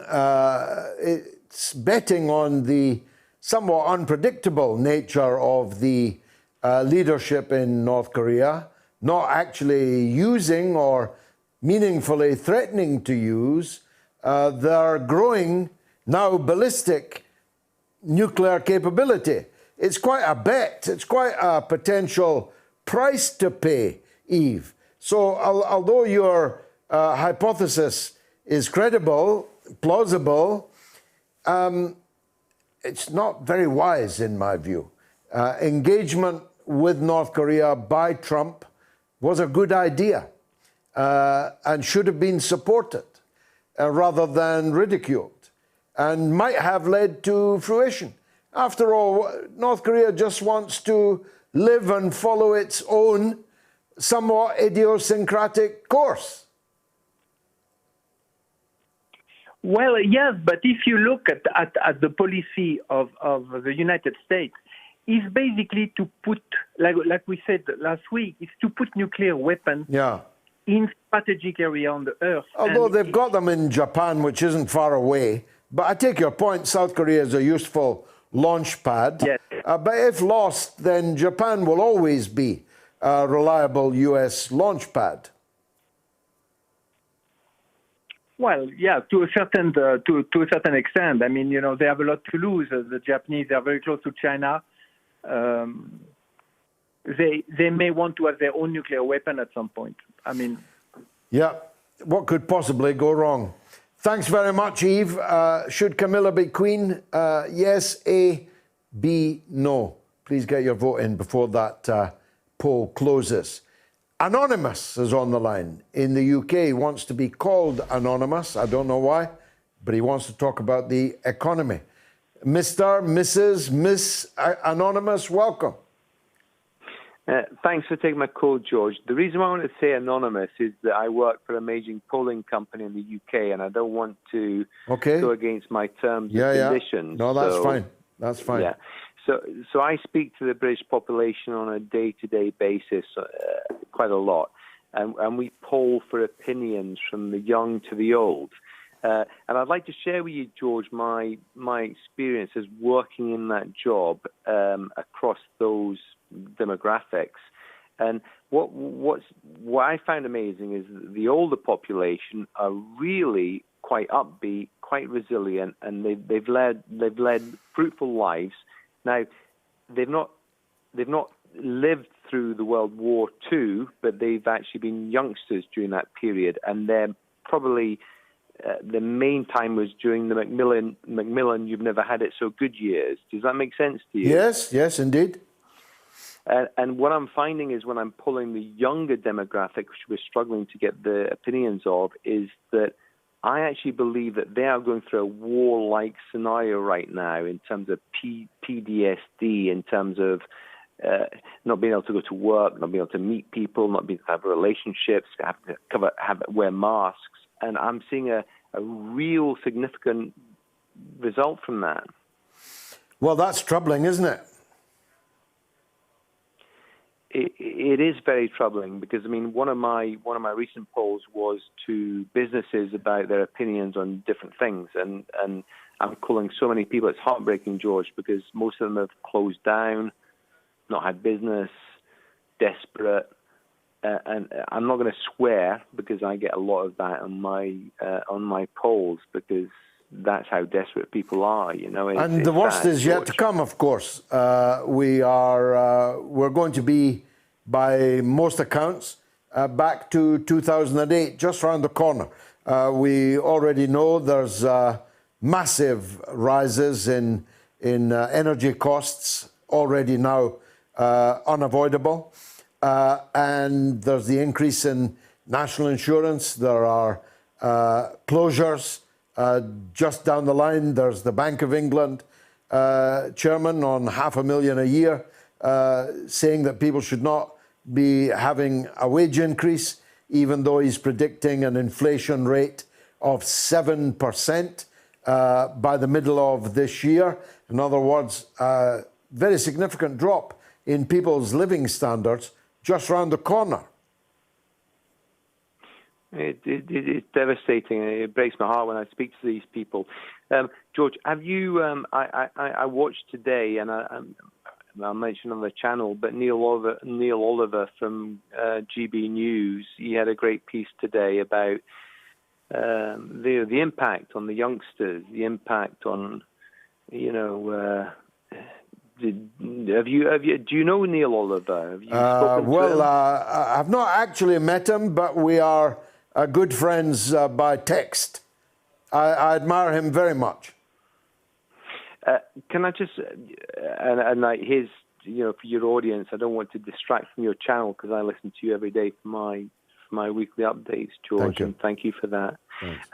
One thing I'd like to say to you, George, which I'm slightly disappointed is that you've not mentioned that the Truckers' Freedom Convoy is being defunded by GoFundMe. And I think that's one of the most important. It's very significant, yeah. I did actually major on that issue last Sunday, but not the defunding because that hadn't happened then. I just ran out of time, basically. But it's one of the most egregious acts of state-directed theft that I have ever seen in my entire life.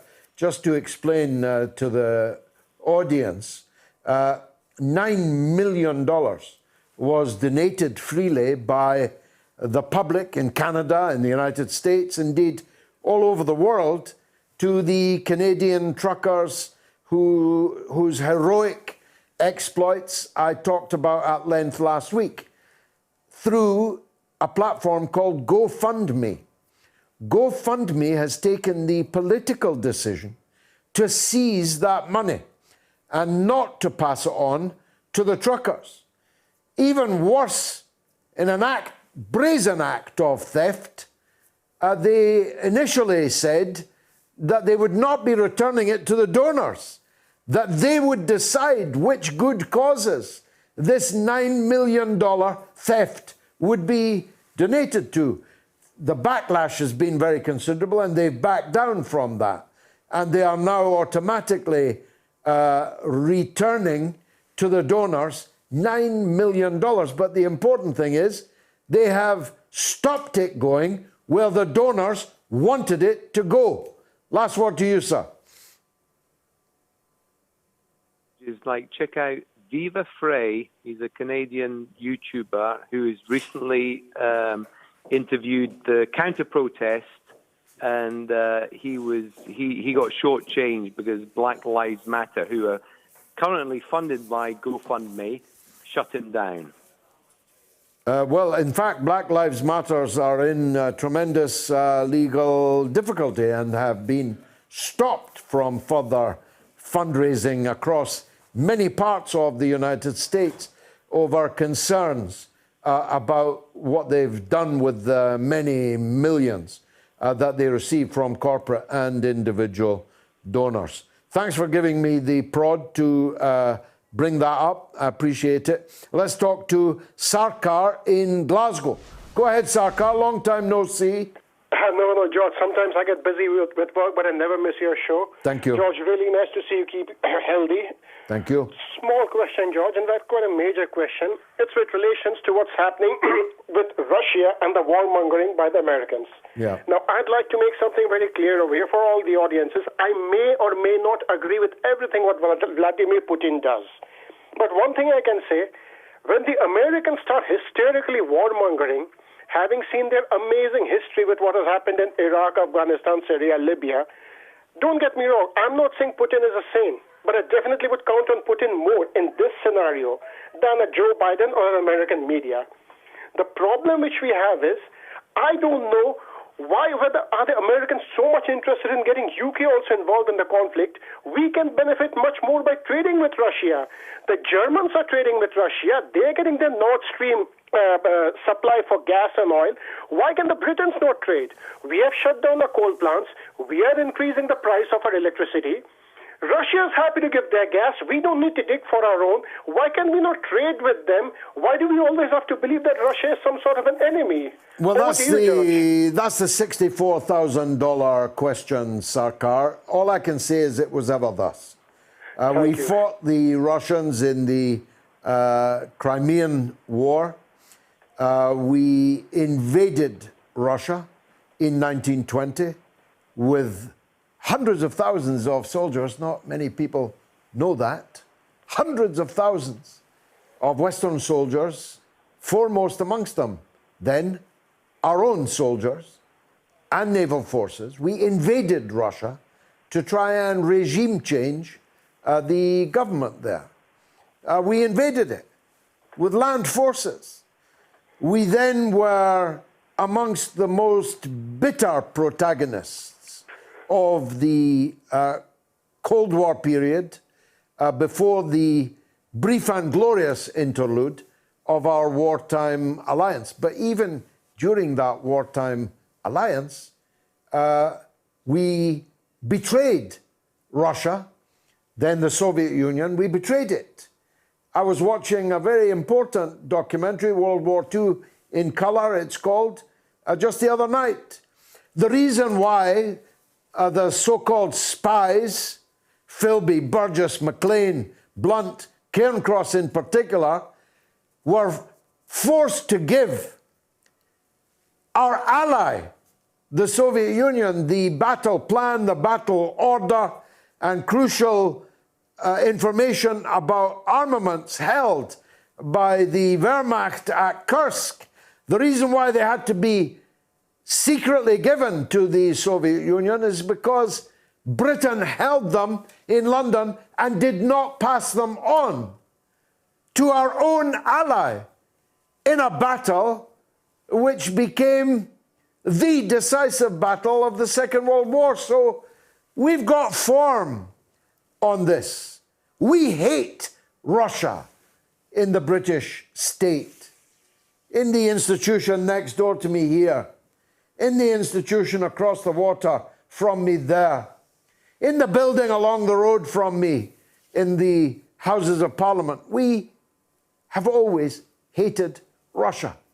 When it was Tsarist in the time of the Crimean War, when it was communist in the time of the Bolsheviks, and now that it is a capitalist country under President Putin, we've always hated it. There's three different political systems. The one thing that is consistent is British hatred towards Russia. Why? I just don't have enough time or enough words to explain it to you, but it ain't any kind of surprise to me, Sarkar. Now, I've got a question. On this day in 1998, which US airport was renamed after Ronald Reagan? A, New York North, B, Washington National, C, Denver Airport. Answer after the break. Radio Sputnik.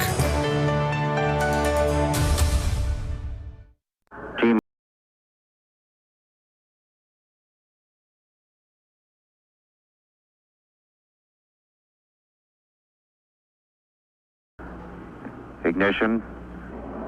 Liftoff. Liftoff. 30 minutes after the hour. We need to acclimatise the public for the introduction of extraterrestrials, because, come to the conclusion at this point, if they're going to come, they are going to come soon. Back in the late 60s and early 70s, they actually saw the saucer land in front of them or pass by in New York or go overhead. It went in front of my eyes up and turned into what looked like a star way up in the sky. They said the same line that you just made, and it was amazing. It is an awful waste of space if we are all that there is. If we're all that there is. Exactly. Have you ever seen any of these phenomena? I have seen energy entities. One looked like a massive jellyfish. The other one looked like a massive centipede. Well, you had me up to that point. Now I just think you're stark raving mad. Tough questions are the most powerful weapon we have. As long as you have questions, we'll keep asking.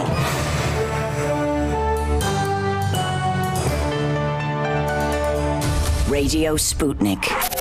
Telling the untold. And the answer is, of course, Washington National, though I suppose most people that use it no longer know why. Is the poll still running? Should Camilla be queen? 2,800 people have voted. A few minutes left if you've not got yours in. But it's very bad news for the palace. I know that you're watching, Charles. I know that. A little bird told me in that, what's that boozer next to the palace? The bird cage or something, where all the gossips go. Somebody told me that you watch. It's bad news. Turn back, turn back. There's some amazing social media. Can I?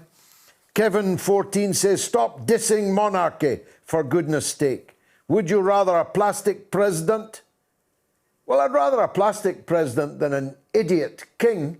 And I'm sorry to tell you, I regard Prince Charles as close to imbecility. And I have done for many years. And I say that as someone who served the Queen, who pledged allegiance to her. I served her as a wine waiter in the Angus Hotel in Dundee. And then I served her again as a member of Her Majesty's Loyal Opposition. Dave says, we have a head of state we cannot elect and can't remove. We have over 700 members of the House of Lords we cannot elect and cannot remove. And in the House of Commons, the ruling party only has to get 40% of the vote to get full control. Democracy, my backside.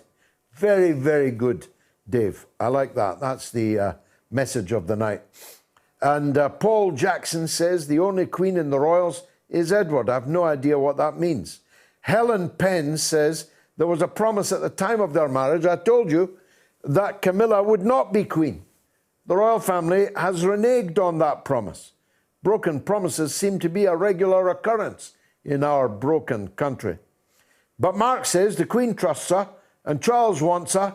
She's not put a foot wrong. But David of England says making her queen would be the equivalent to spitting on Diana's grave.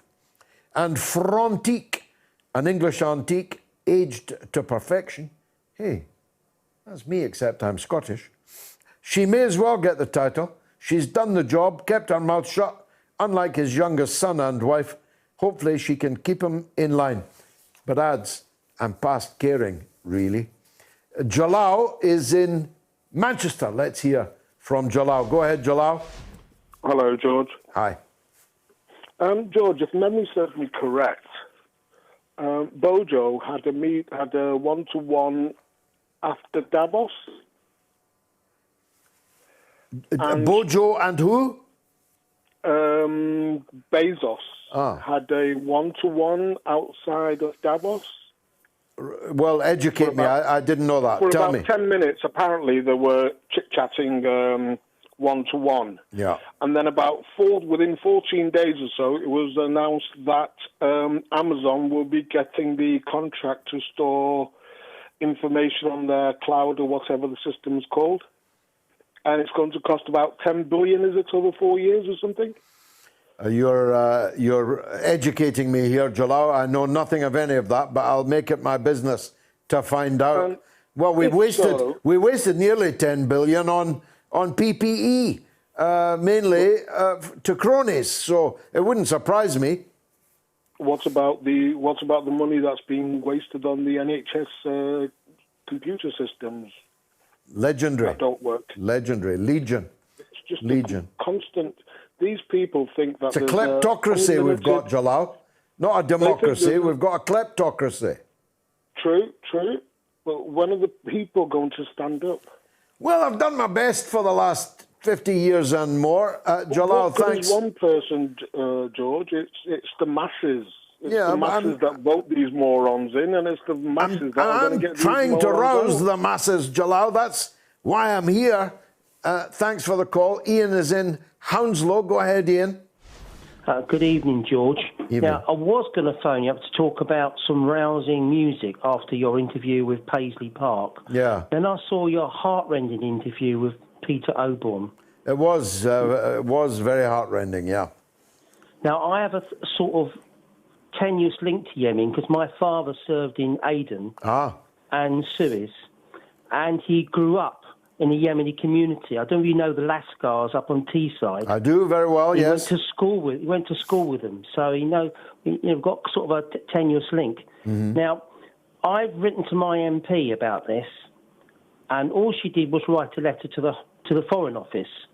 But I expected her. I said back to her in a letter, I want her to phone into radio stations. I want her to ask questions in Parliament, and I want her to write letters in newspapers, and she's done none of that. I've written letters to newspapers, mainly the Metro. They're not being published. I'm phoning into LBC when they start slagging off Russia and China and bring up the hypocrisy of Yemen. I'm not getting through because I've been call screened. Right? I've emailed every religious group in the United Kingdom, including the Westminster Cathedral, the Catholic, the Church of England, the Sikhs, the Jewish Border Deputies. I only got one reply from the Salvation Army who said it's really something they're not involved in. This is disgraceful. This is absolutely disgraceful. Do you remember Boris's stupid little stunt outside the Russian embassy with the legs, about half a dozen idiots with dummy legs over the Syrian civil war and Russia's involvement to try and stop it being taken over by Islamists?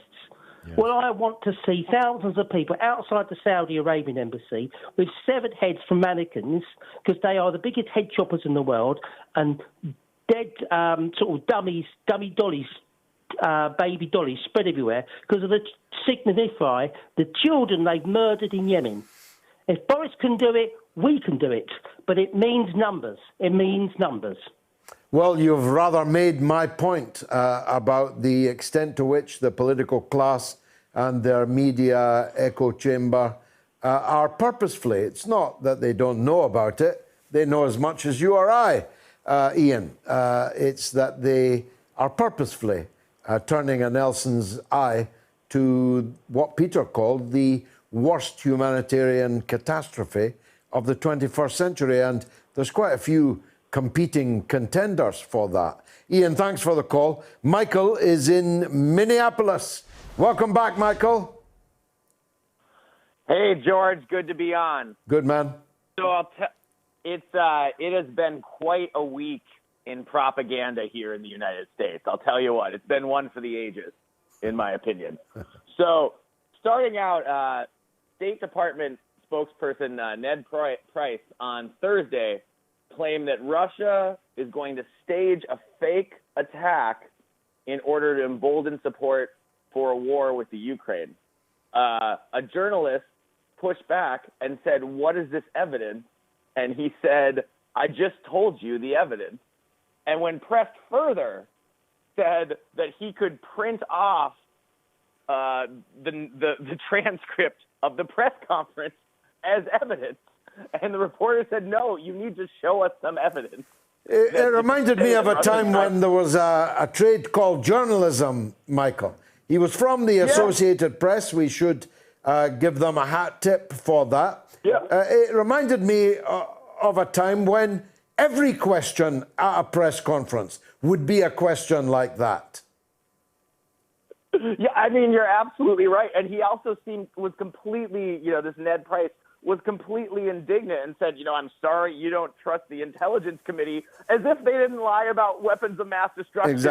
Exactly. Well, he went further. He said, you can be a mouthpiece for the Russians if you like. All he asked was, can you show me any evidence of what you've just claimed?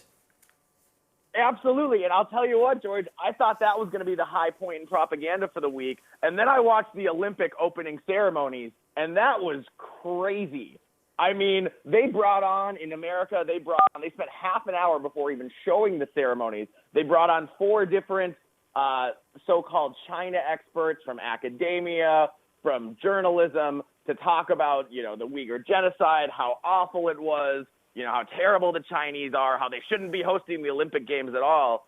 And I'm just thinking, man, I don't ever remember this kind of coverage before the last time China hosted the Olympics, or before Russia hosted the Olympics, or when Canada hosted the Olympics. But why this time, this year, all of a sudden? It's hysteria, Michael. It's hysteria. Crazy. Look, thanks for your call. I've got to go to Canada. Forgive me. Tom is in Vancouver on the truckers. Go ahead, Tom. Hi, George. I'm a retired truck driver. Welcome, sir. To the Teamsters Union. And I'd like to tell you a few things. First of all, there's over 300,000 truck drivers in Canada. The Teamsters Union have about a third of those as membership. The Teamsters Union have not endorsed this campaign by these renegade truck drivers who are fighting the COVID vaccine. They're fighting state mandates. They're wanting to be able to cross the border without having to get a vaccine. The Americans won't let them in without a vaccine. The Canadians won't let them back in again without a vaccine. They can't get across the border without a vaccine. No, the Canadian government issued a pronunciamento that mandated truck drivers to get vaccinated. And thousands of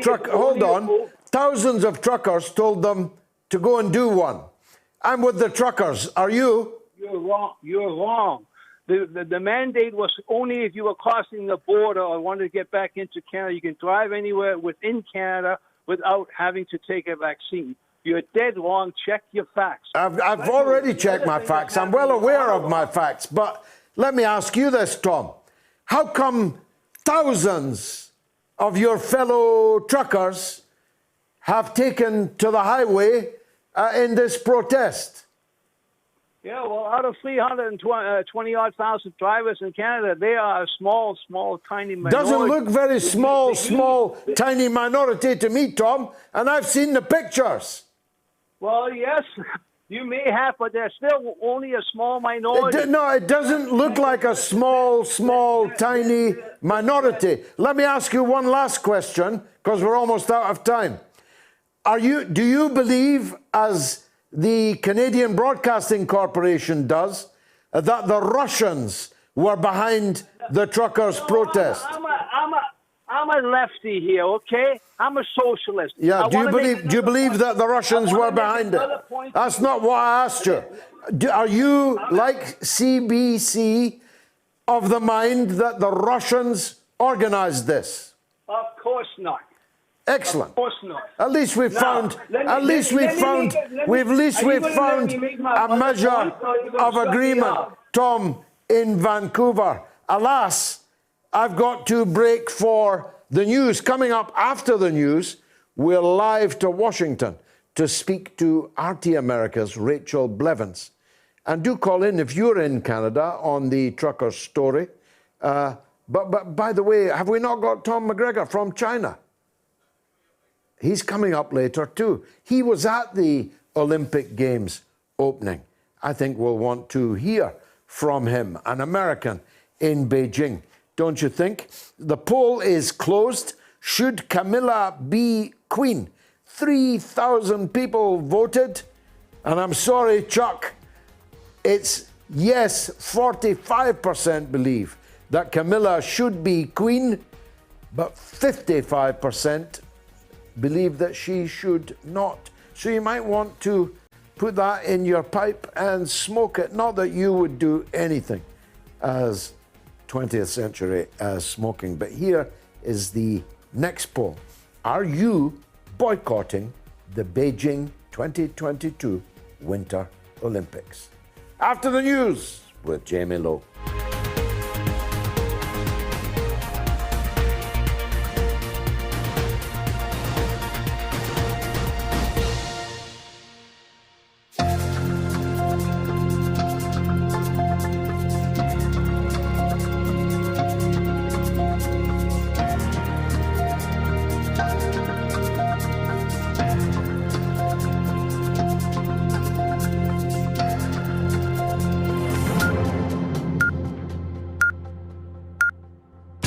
Radio Sputnik News. Her Majesty the Queen has become the first British monarch to celebrate a Platinum Jubilee, marking 70 years on the throne. Elizabeth II's reign began when she was just 25 years old, following the death of her father, King George VI, on the 6th of February 1952. Her Majesty said that she remembers today as much for the death of her father as for the start of her reign. This Jubilee is the 95-year-old monarch's first without her husband, the Duke of Edinburgh, who died last year. On the eve of her Jubilee, Her Majesty announced her wishes for Camilla, Duchess of Cornwall, to be known as Queen Consort when Prince Charles becomes king. Prince Charles welcomed his mother's royal seal of approval of Camilla, saying the pair were deeply conscious of the honour. The usual precedent would have been for Camilla to automatically become queen when Charles was king, but because of uncertainty about public opinion, it had been suggested that that might not be the case. In a statement, Prince Charles commended Her Majesty's devotion to the welfare of all her people, which, he said, inspires still greater admiration with each passing year. Business Secretary Kwasi Kwarteng has defended Prime Minister Boris Johnson's use of a Jimmy Savile slur against Sir Keir Starmer as perfectly reasonable. Asked if he would have used the same words in the Commons, Kwarteng highlighted that Sir Keir had apologised for the Public Prosecution Service's failure to prosecute Savile. Johnson appeared to distance himself from his use of the discredited claim after days of criticism, saying that Sir Keir had nothing to do personally with those decisions, adding that he was making a point about his responsibility for the organisation as a whole, the Prime Minister said. Kwasi Kwarteng has spent the morning defending more of the Prime Minister's claims to journalists. The Business Secretary has been accused of being disrespectful to victims of scammers after he defended Boris Johnson's claim that crime was falling by 14%, which is only true if fraud is excluded. Speaking to the BBC, Kwasi Kwarteng backed Boris Johnson's use of the figure, saying the Prime Minister had been talking about crime that people experience in their day-to-day lives, which he said, in terms of burglary, in terms of physical injury, has gone down. Last week, the statistics watchdog took Johnson to task for making the claim, as he had not made clear that this excludes fraud and computer misuse. Including those, crime has in fact increased by 14% between the year ending September 2019 and the year ending September 2021. British serial killer Levi Belfield has confessed to the murders of mother and daughter Lynn and Megan Russell. Belfield is serving a whole life sentence for murdering Millie Dowler, French student Amélie Delagrange and 19-year-old Marsha MacDonald. Michael Stone was twice convicted of murdering the Russells and is serving 3 life sentences in prison. He's always denied his involvement. Lynn Russell and her daughter Megan were found bludgeoned to death in Chillenden in Kent in July 1996. Stone's solicitor said he has received what he called a genuine 4-page statement from Belfield in which he details his involvement in the killings. Kent Police, however, said its position on Stone conviction remains unchanged.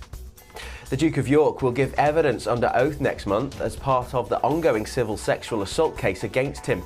Virginia Giuffre is suing Prince Andrew in the US and alleges the Duke sexually assaulted her on 3 occasions when she was 17 and being trafficked by the late financier Jeffrey Epstein.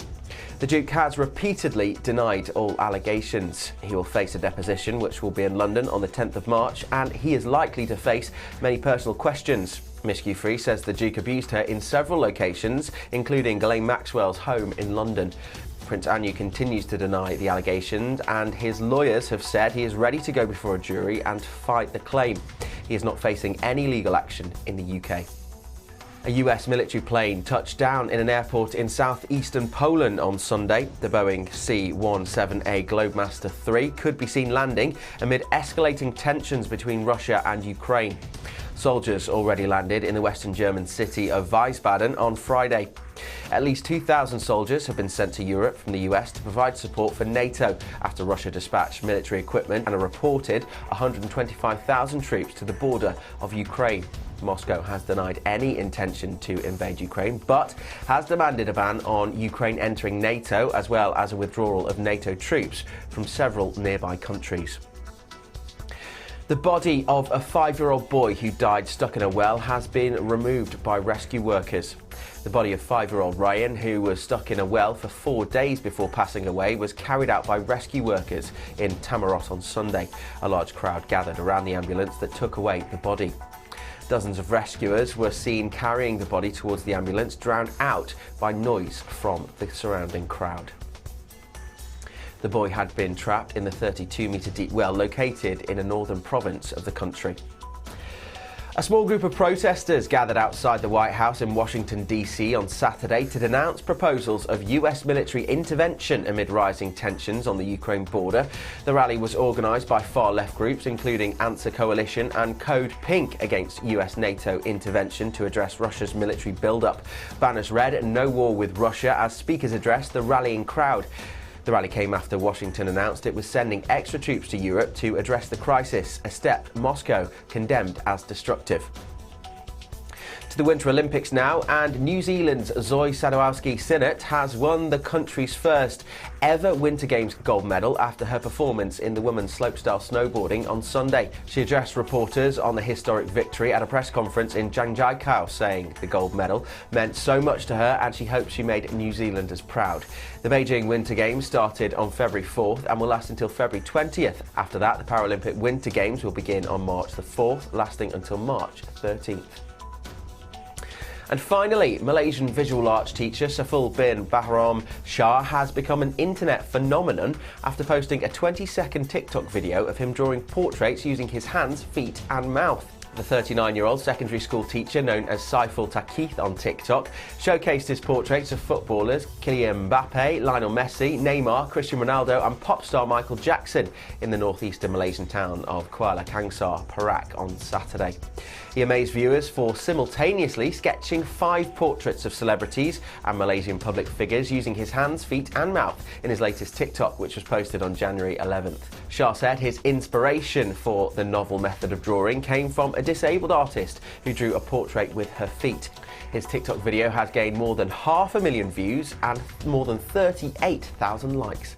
And that's the latest here on Sputnik News. I'm Jamie Lowe.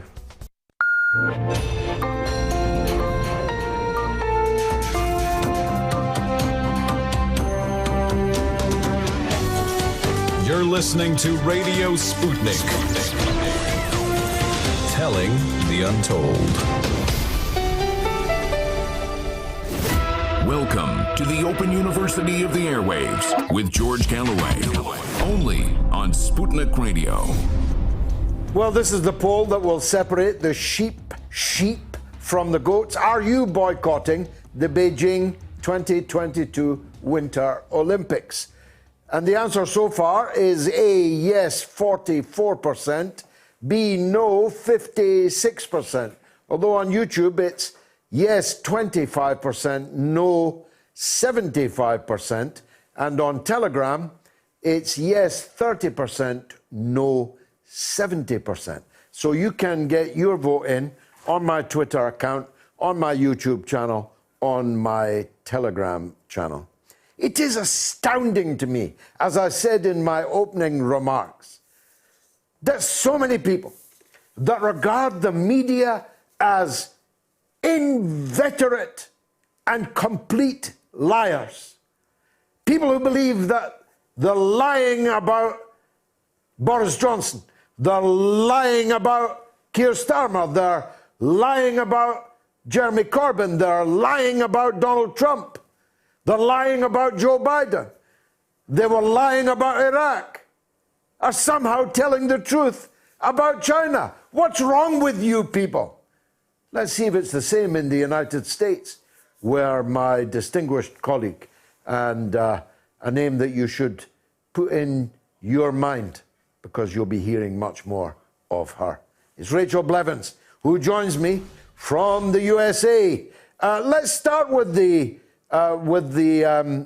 Chinese Olympic story, Rachel, because I know I was probably the only person in the world to see it, because nobody watches it anymore. I saw CNN almost give over their entire channel to anti-China propaganda.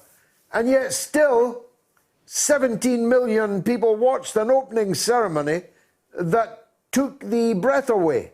17 million Americans, I mean, What's the real view in America about this? You know, it's interesting because, of course, when you mention CNN at the moment, they're just trying to get people to watch their channel because their viewership is down over 77% over the last year. Now, when it comes to the overwhelming majority of Americans, you know, I think we're in this place where we've had 20 years of this ongoing war on terrorism. We get to the end of that as the United States decides it.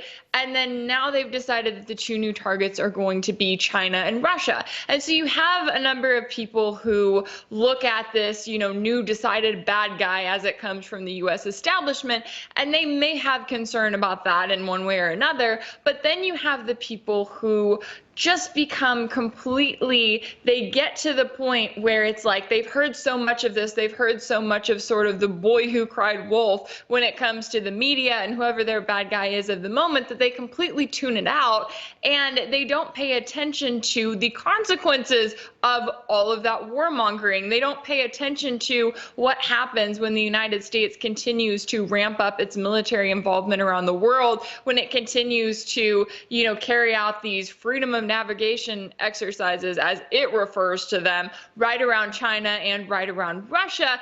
And they don't really pay attention to it until it becomes too late and until we get ourselves in a situation where we're now looking at a direct military conflict. And I think that when it comes to something like the Olympics, sure, there are some people who are going to boycott it and make a huge scene of it. But at the end of the day, does that really do anything for them in their daily lives? I would say no, not really. But boycott it for why? I mean, nobody seriously believes that the United States gives a toss about Chinese Muslims.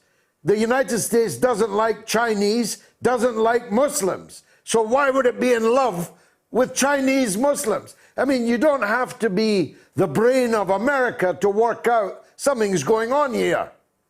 You know, that is the question of the day, truly, and I think you put it perfectly. And it comes back to the fact that the American people, especially here, are still in a place where they don't have to see proof of something in order to believe it. And you would think that we went through this with weapons of mass destruction, and yet now we're in a situation where they hear any kind of figure, they hear, you know, 1 million Uyghurs, and they immediately latch onto that without ever having to see any proof of it, without ever having to question the government that is telling them that, the media that is telling them that. And then at the same time, it's like we don't sit here and talk about the fact that the United States is engaging in helping Saudi Arabia commit a very real genocide in Yemen. We don't talk about the fact that we never get to see the images of that. We never get to see the aftermath of what those U.S. drone strikes look like and the people that are impacted by them. And so I think it comes back to the fact that far too many people are desensitized by this and they just hear something in the media. And yes, as you pointed out,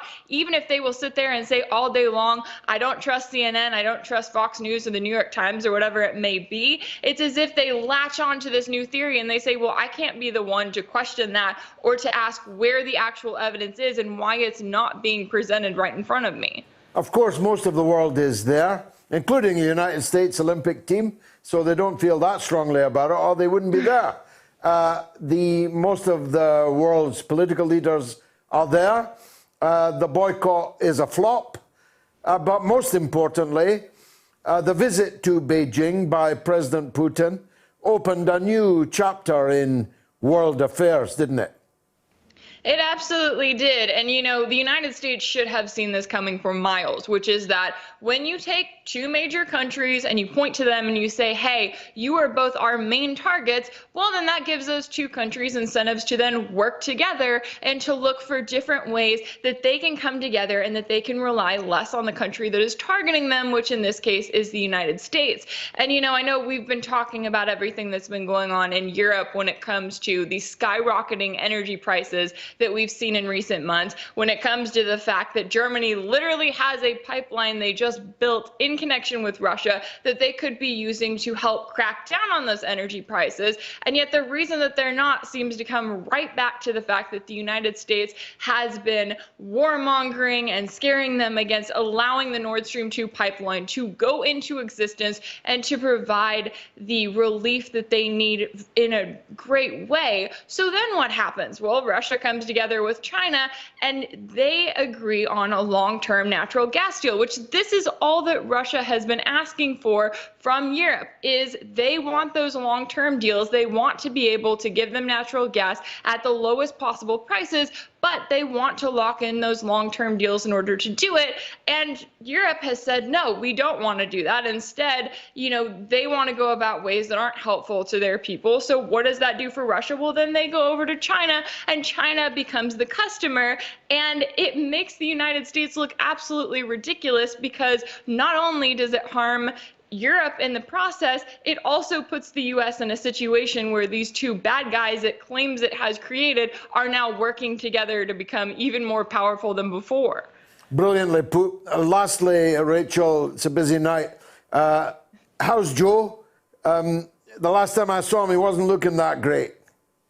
He doesn't seem to be doing that great. And I think that, we talked about how they don't really want him to give press conferences anymore, how he's tried to stay away from that. Well, this week, his administration looked absolutely ridiculous in the press conferences they did give, in which we had State Department spokesperson Ned Price sitting there refusing to answer the most basic questions about why the United States continues to claim that Russia is about to invade Ukraine. We had Press Secretary Jen Psaki sitting there, and literally when she was asked about how the United States knew, how it had proof that a reported terrorist was the one who blew himself and his family up in Syria, she literally sat there and said, either you believe the United States government or you believe ISIS. So I think that Joe Biden, he may be staying silent now, but his administration is certainly saying a lot, and it's not doing any of them a bit of good right now. They are in trouble on that front, because the worm eventually turns. And this was not some, revolutionary journalist. This was the Associated Press accredited White House correspondent who simply said, have you got, any evidence of what you've just said? And he was treated as if he was a foreign agent. But this might terrify some journalists, but it must have an impact on public credibility of what the U.S. state is saying. Oh, absolutely. And it brings up the fact that, we sit here and say, well, wait a second, we never got proof of weapons of mass destruction. The United States launched an entire war. More than 1 million people died as a result of it. So maybe we should ask for some proof in this case, especially when you have the Biden administration sitting there, not only saying that Russia is planning some sort of false flag, but now, because they have turned into the boy who cried wolf, they are upping the ante and claiming that Russia is going to put out some sort of fake video in order to justify an invasion of Ukraine. Well, yeah, you would think that more people in the media would be sitting there going, well, wait a second, where is your proof for this? Do you know, and why are you claiming that this is going to happen? And the fact that just one reporter was able to say that, and it made the State Department look as ridiculous as it did this week, serves as a reminder of what the media should be doing every single day and what they refuse to do every day. Rachel Blevins, as always, a delight to talk with you. Thanks for joining us. Are you boycotting the Beijing Olympics? Only 600 have voted, so it's not that representative yet. If you've got a vote, then cast it on my Twitter handle, George Galloway, on my YouTube channel, on my Telegram channel. Let's go to Fred in Buxton. Go ahead, Fred. Hi, George. Nice to hear from you. A long time since I was in Buxton. Yeah, well, I've been on a couple of times. We usually talk about Man United. Yes. Probably best avoided this week. Yeah, although the handball was a disgrace for me. It was, but they should have been 5 up by then. Yeah, they should, yeah. But anyway, I've phoned to talk to you about, I know you're keen on a conspiracy theory, so I've got one for you. Okay. And Rachel Blevins has just covered quite a bit of it, but yeah, we have Nord Stream 2. They're ready to turn the tap on and get signed off. Yeah. And all of a sudden, Europe has a energy crisis. We've all got to pay 50-odd% more in energy. The Russians have got enough gas to supply the whole world. with cheap gas. Yeah, not now because they're going to sell it to China, but go on. Well, I think they probably still have a bit left. Oh, they do, they do. I'll tell you what, I mean, I'll let you back in, Fred. If I was Russia, I would tell the European market to get lost. I'd rather leave it in the ground than sell it to countries that are lining up to attack, invade, and have a war with me. I'd rather leave it in the ground. And China, India are potential customers of such magnitude that who needs to supply gas to Belgium? Yeah, I'm with you, George. But anyway, go on. Go on, Fred. The point is that they're ready to turn the tap on. We have this 50% hike in gas prices, power prices, energy prices. It'll be a lot more than 50, by the way, before it's over. Well, yeah. I believe it's 4% in France because they own the energy companies. But anyway. I did see that claim today. I can't vouch for that. And it was a Labour MP that was claiming it. So I've got to treat it with a deal of suspicion. But undoubtedly, other countries that own their energy sectors, or at least are willing to control the profits of their energy sector, will protect their people more than our government is going to protect us. Do you know, it's slightly a digression, but do you know that Shell has just turned in another £1 billion profit? 1 billion. Shell in a quarter. Go ahead. That was part of my conspiracy, is that they turn off the tap from Russia and all of a sudden Shell has record profits. We've all got to pay huge gas bills. Nobody's asking for a windfall tax on Shell. I am, but nobody in Parliament, that's right. Yeah, conveniently the Russians are pushed out of it and we're going to make war with them. And one other thing concerning Crimea, George. Yeah. Imagine if Scotland gets their way and they go independent. Yeah. God forbid, but go on.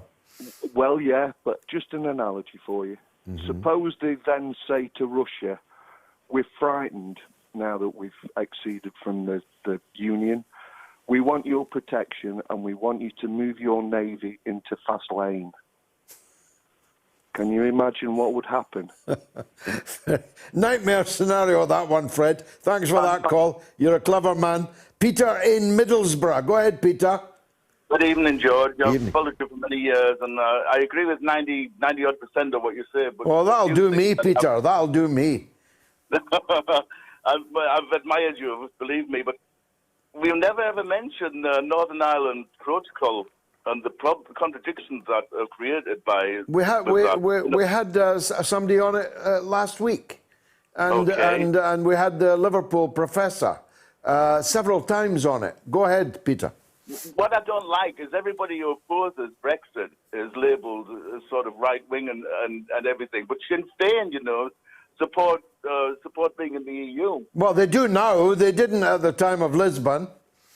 But they do now, yeah. Yeah, well, that's the Blairization of Sinn Féin. What about the right wing of the Tory party? You're going to use all of this to destroy the basic rights that we get from the EU. I mean, what basic rights do we get from the EU? Well, consumer rights, the quality of food. What can we not have our own consumer rights? Did we not have any rights before we joined the EU? I think that's the right wing of the Tory party. The Tory party is going to use them to dilute them completely. Well, we need to get the Tory party out then.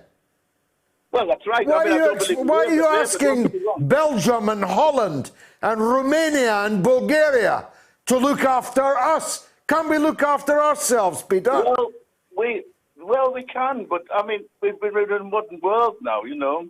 I mean, we're the only country between us and the Ukraine, and we're the only one that between them that's not a member of this. I just don't get the mentality of this. It is such a supine attitude of helplessness, hopelessness. We had trade unions that won rights for workers and consumers and the families of those. Long before we joined the EU, we won equal rights for women. We won the Clean Air Act. We won rights for people long before we joined the EU. It's so pitiful, Peter, that you're expecting Johnny Foreigner to protect your food standards because you don't believe the British people are up to the job themselves. Be gone with you. Saji is in Dallas, in Texas, on the Ukraine. Go ahead, Saji. Hi, George. This is Saji Gopal here. Welcome to. My opinion is the American military-industrial complex, which NATO is a part of, is the biggest enemy of working class.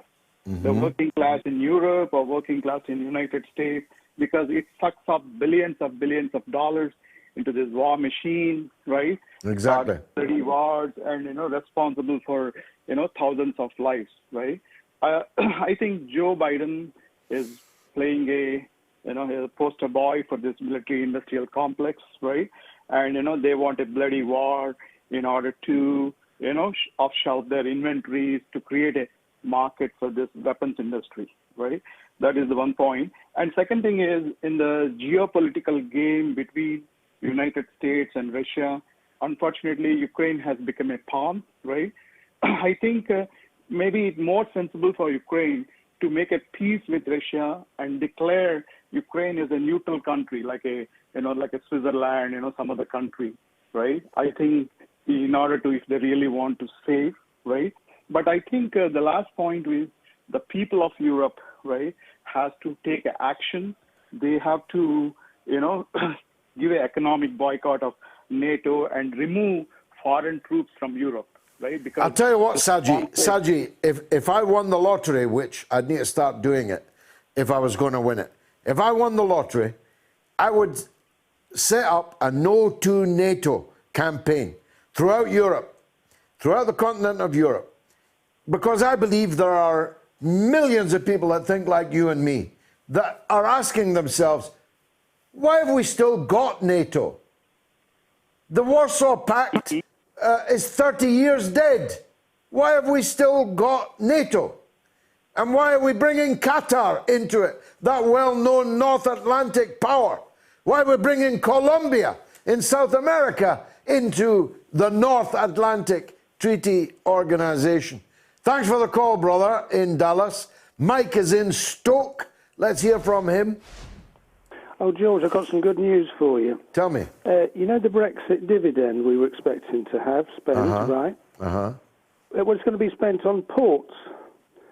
Ports, right? The only problem is, George, they're ports in Ukraine. Haven't they done some deal on free ports? I thought you were going to ask me about them.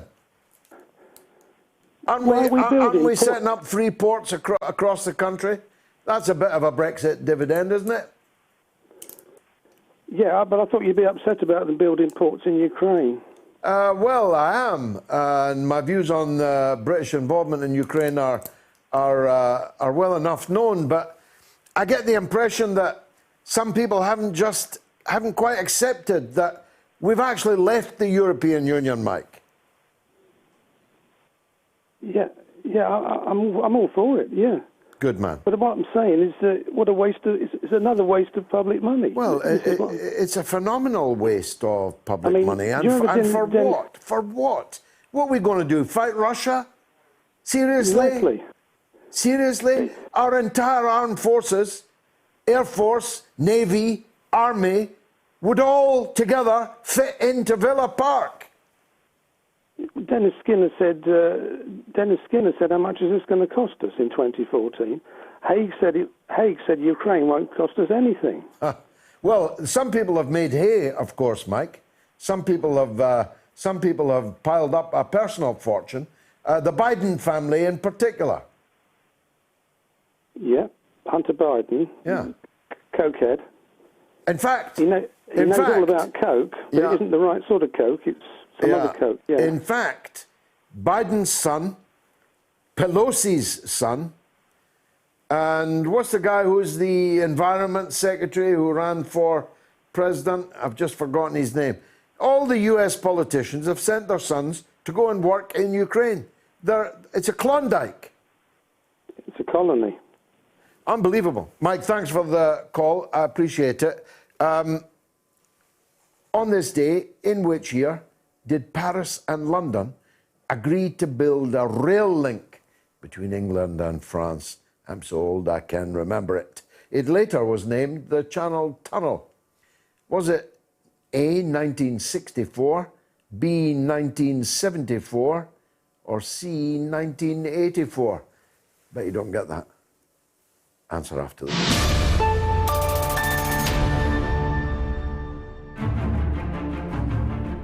There is no trick other than hard work, creativity, care, and recognizing that duty is more important than love.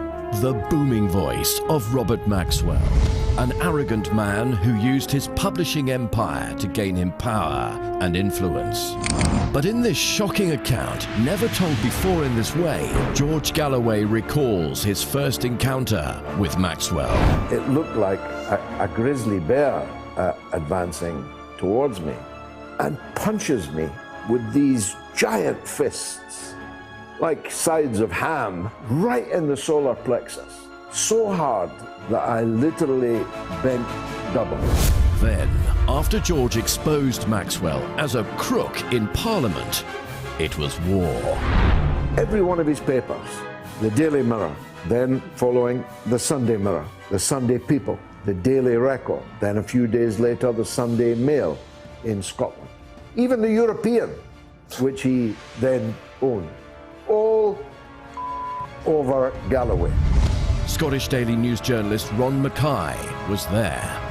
Every night, presumably when he had a drink in him, he would boom over the tannoy about the cretins, the fools. The majority of the workforce believed that he would take it over and their jobs would be secure. But of course he didn't. He just disappeared. And then... The millionaire newspaper publisher Robert Maxwell is dead. What really happened? Did Robert Maxwell jump, or was he pushed? It could be that he went out to, as he did, micturate over the side of the boat. I'm with Ghislaine Maxwell in that I lean towards the murder. This is Maxwell, the monster. You said, what is my secret? I will let you and your viewers know what it is. I'm not attached to property. Consequently, losing or gaining it means nothing to me.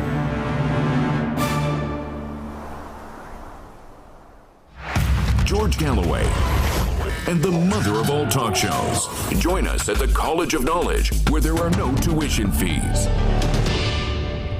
Incredibly, the answer is 1964. It took 30 years from signing the first agreement to finishing the Channel Tunnel, which opened in 1994. And a very fine thing it is, too. Now, you've just been watching the series, it's a terrific series, if I say so myself, that myself and my editor, Ron Mackay, have made, Maxwell the Monster. It's a new 3-part series. You can get it now on Patreon. It's only £4 to become a supporter. And there's lots more content, more than you can even imagine, headed down the pipe to my Patreon channel. It's www.patreon.com/George Galloway. There's a comment, actually, on Patreon from Iron Man Records. Iron Man, I think it is, Records. Iron Man Records. The 3-part series makes a fascinating watch. Thank you for all this. I reckon Maxwell was pushed off the boat, or if he wasn't pushed, he was prevented from coming back on board once he was in the water. I find it hard to believe he fell or committed suicide. Well, you'll see in the documentary my view on that. Social media. Rob says, hell no, I'm not boycotting the Beijing Olympics. I want to see the Jamaican bobsled team pulling in a medal. Is that still a possibility? I know they did it once. D, I support the athletes. I support the youngsters that become inspired to become the next Olympic champions. I don't support the regime, but let's not blame the athletes or those that watch the games. Which regime do you mean? Boris Johnson's regime? I don't support the regime. What's that supposed to mean? Graham354 says, why would anyone? It's completely stupid, and I'm not really interested in sport. All this anti-Russia, anti-China stuff is going to end us all. I'll let you in on a secret. I'm not watching it either, but I'm definitely not boycotting it. I just have no interest in winter sports. Chicka Boom Boom says African Americans are more under surveillance than Chinese and Uyghurs combined. And Joanna Nairi says America supports all kinds of dictators and warlords, but that doesn't mean we boycott sports events in that country. And Ima says the Olympics are boring anyway. The Olympic Commission is also as corrupt as hell. And David of England says, no, I'm not boycotting them. I'm utterly disinterested. Honestly, I'm sick and tired of liberals pushing their liberal norms narrative, judging other countries with no reference to their own hypocrisy and historical crimes, such as the clearances, the annexation of Hawaii, etc. Very good, David. And Karen Downer says, yes, boycott, not 1 minute spent watching. And Support PQ says, China literally couldn't care less about Western propaganda. I think they're hoping a lot of us don't come anyway. The West pointing at China and saying human rights abuses is unbelievable hypocrisy. Paul Williams says, boycott the World Cup in Qatar. We'll never do that. And Leroy Drum says, for what reason should they be boycotted? Human rights abuse? If that was the case, I'd have to boycott the Olympics the next time they're held in the USA. And Liberty Bell says, human rights abuses against the Uyghurs, involvement in releasing a bioweapon on the world. Please. Pollution and stripping other... Pollution! Pollution! China's polluting the world. Oh my goodness. We had 100 years start on them, on that. And stripping other countries' natural resources. We had 250 years start on them, on that, Liberty Bell. Killing wildlife for Chinese medicine. We would never kill wildlife, not us, tally-ho. The treatment of Hong Kongers. You mean the former British colony of Hong Kong, where nobody had a single democratic right or ever cast a vote for anything in the entire history of our rule of Hong Kong. A rule which, I'll remind you, we took from them in punishment of their refusal to allow us to sell heroin on Chinese streets. Liberty Bell, you need to study more, dear. And James H. says, can't sum it up much better than that. One day, in the not too distant future, we will unfortunately pay the price for appeasing the Chinese Communist Party. Jamesy, why don't you get your tin hat on and go out to the Straits of Taiwan and fight them? You idiot. And C. Rial says, West has more human rights abuses than China, both in volume and frequency, but go off, I guess.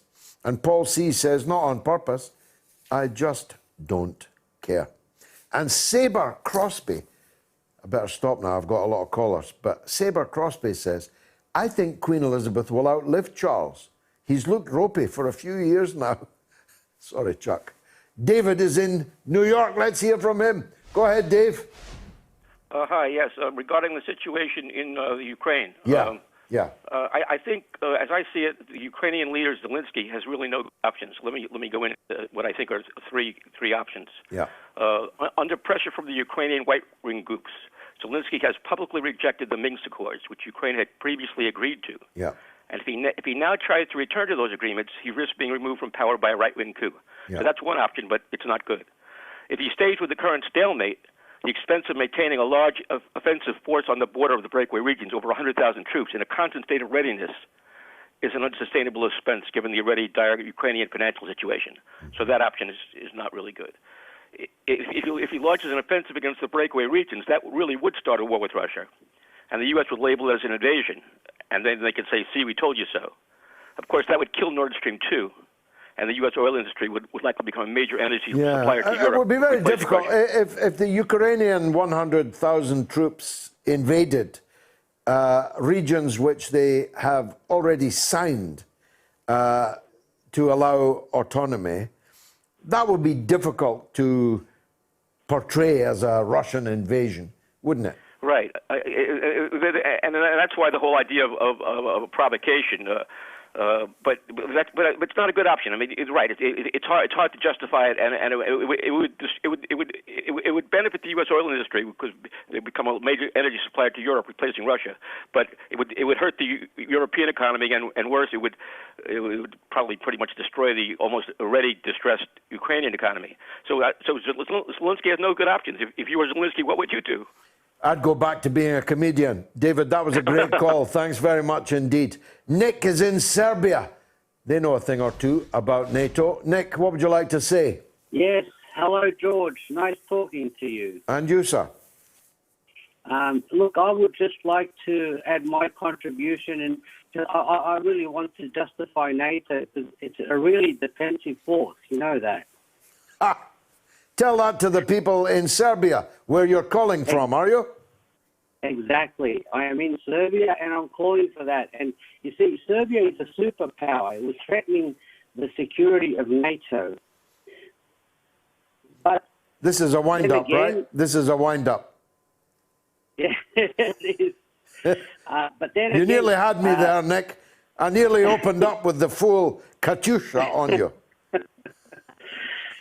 But then again, we had, I don't know if it will be Sir Blair, I'm not sure, but... Not yet, not if we can stop it. Okay. Then we had Sir Blair, who invented humanitarian intervention. Yeah, he invented the so-called right to protect in his Chicago doctrine in the time of Clinton. Clinton was busy behind the desk at the time, but it was Blair that authored it, yeah. Yeah, behind the desk, I remember that, yes. But anyway, so NATO is truly a defensive alliance. There's no doubt about that. I just wanted to communicate that to you, George. Just in case we were otherwise suspicious. Thanks very much indeed for that. Nick, you can still vote on the poll. Are you boycotting the Beijing 2022 Winter Olympics? You can vote on my Twitter feed, on my YouTube, and on my Telegram. Coming up is one of my favorite guests, Tom McGregor, an American in Beijing, who's not just in Beijing, by the way, but was at the official opening ceremony. Now, I've already said to you, bobsleigh and ice skating and so on, it's not my thing. In fact, you need a round ball to attract my attention. If it's not football or snooker, you'll probably not get me watching it. Maybe boxing, although boxing's best days are over, I think. But I certainly watched the opening ceremony, and it was utterly stunning, spectacular in the extreme. I've seen some great Olympic openings, but I've never seen anything like what we saw in Beijing. Tom McGregor was lucky enough to be there, and he joins us now. Tom, have I done it justice? It was breathtaking, the opening ceremony. Literally breathtaking. Definitely, certainly was very exciting. I was there. I was witnessing the entire opening ceremonies. I was graciously invited to watch, and it was just a spectacular scene. It was absolutely amazing. I definitely was very happy to be there with my wife to attend. You must have been lonely, though. You must have been the only foreigner there, because everyone else is boycotting it, aren't they? No, I saw quite a few diplomats in attendance, and I was also with a group of many foreigners. We were also invited as well. So I was not lonely as a foreigner. There were not many Americans, though.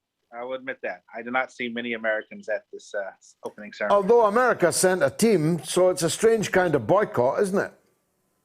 Yeah, very odd. I mean, if they really believe there was a so-called genocide, why exactly do they allow the athletes to participate, but not the diplomats? This is really, really strange.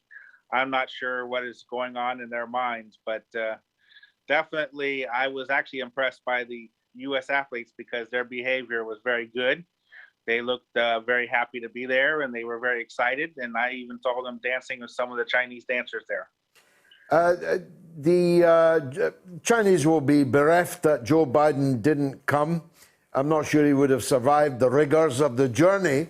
But Vladimir Putin was there. In fact, he was guest #1. Oh, yeah. Oh, yeah. He was very popular. A lot of the presidents who came, not only just Putin, but apparently I was talking to some people recently, earlier today, and they were telling me that they were closely monitoring a lot of the leaders who were coming in to watch because they're making some major trade agreements with those leaders. Apparently, the Ecuador president, the Argentina president, a number of presidents in the South America are having a very successful trip, not only just to watch the Olympics, but also to engage and get closer to China free trade agreements, as well as signing deals, technology deals with Huawei to improve the 5G Wi-Fi system in their countries. Do you know that China is the largest trading partner now of every single country in Latin America, from Mexico down to Chile? Mm-hmm. And many of those countries' leaders have showed up for the Olympics, and they're very pleased with those trade deals because they know that they're benefiting. What happens is they see the China model and they want to sort of emulate the China model to become very successful. Now, what kind of impact is it having in Beijing? I presume it's spread out widely in the country. Is it, I mean, has it become something of an attraction for the local people, or are they just following it on television? It's not like, yeah, I mean, it's a good question because a lot of people are expecting the Chinese to be super excited. It's sort of like an event. You got to realize that this is happening during the Spring Festival. So for the Chinese, this is like the Christmas and New Year's all rolled into one. So they tend to be more focused on their holidays. I think they'll probably pay a little bit more attention to the Olympics when they get back to work. Is it on television, though? I mean, is it? Can you watch it live? Yeah, yeah. What's the standard of Chinese television, by the way? Yeah, it's on Chinese television, and many people are watching that. A lot of times they're very interested in the skating. Speed skating is very popular here in China. In fact, China have got an American citizen in their team, don't they? A girl who was half Chinese, half American. She prefers to compete for China. Sure. Well, I mean, obviously she has the right to do so. In the past, American U.S. athletes used to recruit teammates from other countries. So this is not an unusual situation. So, I mean, it's not like this is a rare, shocking moment. I think it's just that what happens is that the Americans... It shocked them at Fox News, Tom, I'll tell you that. I heard. They devoted an entire segment into denouncing her. I don't always agree with China views. I think sometimes Tucker Carlson, he does not have a good understanding of China. I would love for him to invite me on his show so I can have a China conversation with him like I have with you. Because I don't think Tucker Carlson is real familiar with the real China. So, Kung Hei Fa Choi to your lovely Chinese family. How's the new year been for you? Oh, very relaxing. This year has been much more relaxing than before. I think it's because the Olympics have made a good spirit in China, and that it looks like we're sort of on the final days of the coronavirus, and I think people are ready to start moving on and get back to their regular normal lives. So this is sort of the start of the return to normal. Okay, thank you very much, Tom. Most kind of you to join us. Sorry about the hour. Are you boycotting the Beijing Olympics? Yes, 46. No, 54 on Twitter. Yes, 22 on YouTube. no 78 on YouTube. Telegram, yes 30, no 70. 1,200 votes cast. And breaking news, Senegal have won the Africa Cup of Nations for the first time on penalties. That was Mohamed Salah versus Sadio Mane, and Sadio Mane won. I think Egypt won it the last time. Did Mane get the winner? How fantastic is that? He'll be popular back in Liverpool with Mohamed Salah. John Lee Perry says, apart from Charles wanting it for her, why would anyone want to be called Queen after Queen Elizabeth II? And Gobarwala says, George, as a commoner, you have zero say in the matters of the monarchy of Britain. Capiche? No capiche, brother. No capiche. I'm a free man with a voice and a platform, and I will speak my truth, whatever you think of it. Gareth Walters says, George, you are the king. There you go. George, you are the king of truth and integrity. Long live King George. Gareth, that's so kind of you. Unless you meant the mad King George. Anasti says, there should be no more royalty. This is not the Dark Ages. And Zenzamila says we need to start a petition to get a referendum on becoming a republic. I will do. I will lead that campaign. I've already told you. Scouser Lars says we shouldn't have a king or queen, but I fear that we always will. We as a country seem to be content with a family receiving millions of pounds of taxpayers' money for literally nothing, whilst millions of people starve and freeze this winter. And Colin says, talking about this today, actually, apparently the cost of having a monarchy is break even. Ha! Although I have not seen the research to back it up, you won't see it, Colin. You need to read the Right Honourable Norman Baker's book. It's called, And What Do You Do? And it is the whole case against the system of monarchy. And Mr. Grumpy says, flag of United Kingdom, nothing to do with you. If Her Majesty the Queen says so, then yes. What are you, Grump? Are you like 14, Grumpy? Or do you think you're living in the 18th century? If Her Majesty the Queen says, grow up, man. And Dinkle says, absolutely no, sorry enough. I can understand the Queen has done her job as she was told to in the olden days. But in this modern world, we need to move on. We don't need royals. It's really grotesque when people are struggling so much. And Neg says, pretty sure she's no longer with us, G, along with most of the monarchy. What's wrong with you, conspiracy theorists? Stop dissing monarchy. Would you rather have a plastic president? Says Kevin. I've done that one. Some of these are actually unprintable, unread-outable, I must say. Let's go to Kenny and Acton instead. Oh, Kenny, it's a one for the money. Good evening, George. Good evening, brother. How are you? I'm good, man. I'm actually in High Holborn just now. I'm currently working. So I've got my motorcycle parked, and I'm looking at her right now, and she's looking beautiful because I just polished her earlier on with Mr. Sheen and a chamois. Not the Queen, your motorcycle. That's right, my Honda I PCX. thought you meant you were looking at the Queen and you polished her with a chamois. That would have been laissez majesté. What kind of motorbike have you got, Ken? I've got a cherry red Honda PCX 125. Well, that is do you know what I named her? a lovely thing. Although, ever since watching the bridge over the River Kwai, I've never been able to buy a Japanese motor. Call me old-fashioned. All right. Well, do you know what I named her? I named her Rhonda because she's a red Honda, and because I love the Beach Boys as well. It's a very nice name. Yes. Cherry red is a lovely colour. I've got a cherry red motor car, but a cherry red motorbike, that would be quite the thing. And you wear the leathers and all that, don't you? No, just wear jeans, but I've got a protective motorcycle jacket, though. But I really should. The thing I really need to get is gloves, because if you fall onto the road at 30 miles an hour, your palms are coming off your hands, and I'm led to believe that's even worse than breaking a leg, you know?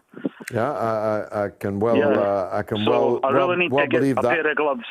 Now, you're a legend, Kenny, and there's another legend just appeared on the order paper. Well, I want Norma. to sing a song before So give us Norma a quick gets song, on. will you? Okay, here we go. This is from the film Fun in Acapulco. Oh, great movie, by the way. Great movie. Yeah, it's good. Here we go. Pedro the Bull was a killer, king of the bullfight arena. He'd wipe up the floor with each brave matador, then have matador stew for his dinner. He heard the crowd shouting, "Ole!" But he met his master that day. The bullfighter was a lady, and it was true love at first sight. Her red cape was waving, but Pedro was shaving. He wanted to date her that night. Pedro the Bull, he was smitten. First time the love bug had bitten.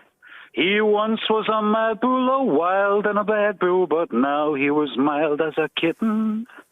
The crowd there were starting to hiss, but Pedro just wanted to kiss.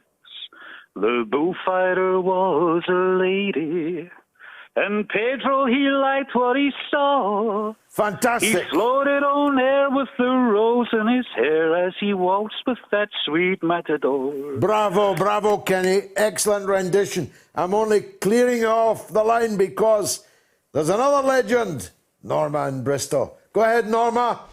Hello, George. Not much time. You couldn't follow that, could you? Well, it's about music I'm talking about. Okay. And that's singing, and I'm going to talk about music. Paisley Dave's Welsh band. Those young people, they look good. And Fantastic. I'll have a listen, to them. One was 20 songs. and the oldest was 25. Makes you Yeah. feel old, Norma. Oh, well, I am old. But, Norma, do you know, let me give you a fun fact. What? The Beatles broke up 52 years ago. 52 years before that was the First World War. That puts a lot of things in perspective, doesn't it? Well, I suppose, but to get to the point that I was trying to make, George, Go ahead.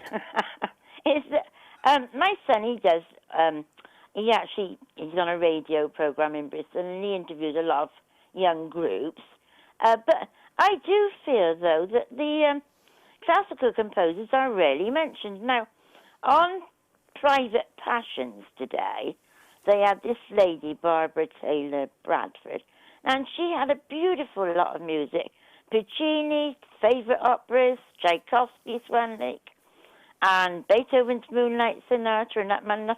And, you know, it needs promotion as well. There's a sort of invert snobbery, I think, about classical music. Well, I played in an orchestra, and we play Radio 3, we play Classic FM all the time. Far from prejudice against it, I'm prejudiced in favour of it, Norma. Yeah, and did you get, just to get this in, Bob Marley would have been 77 yesterday. That's right, and he was asked if he'd become a rich man. He said, how do you define riches? Yeah. Do you think possessions means you're rich? Oh, he was a great guy, wasn't What a he? great man, taken Yeah. from us far too young. soon. So Yeah. happy birthday in the sky, Bob Marley. No Woman, No Cry is one of my favourites. The best to you, Norma, and Thank to your great husband.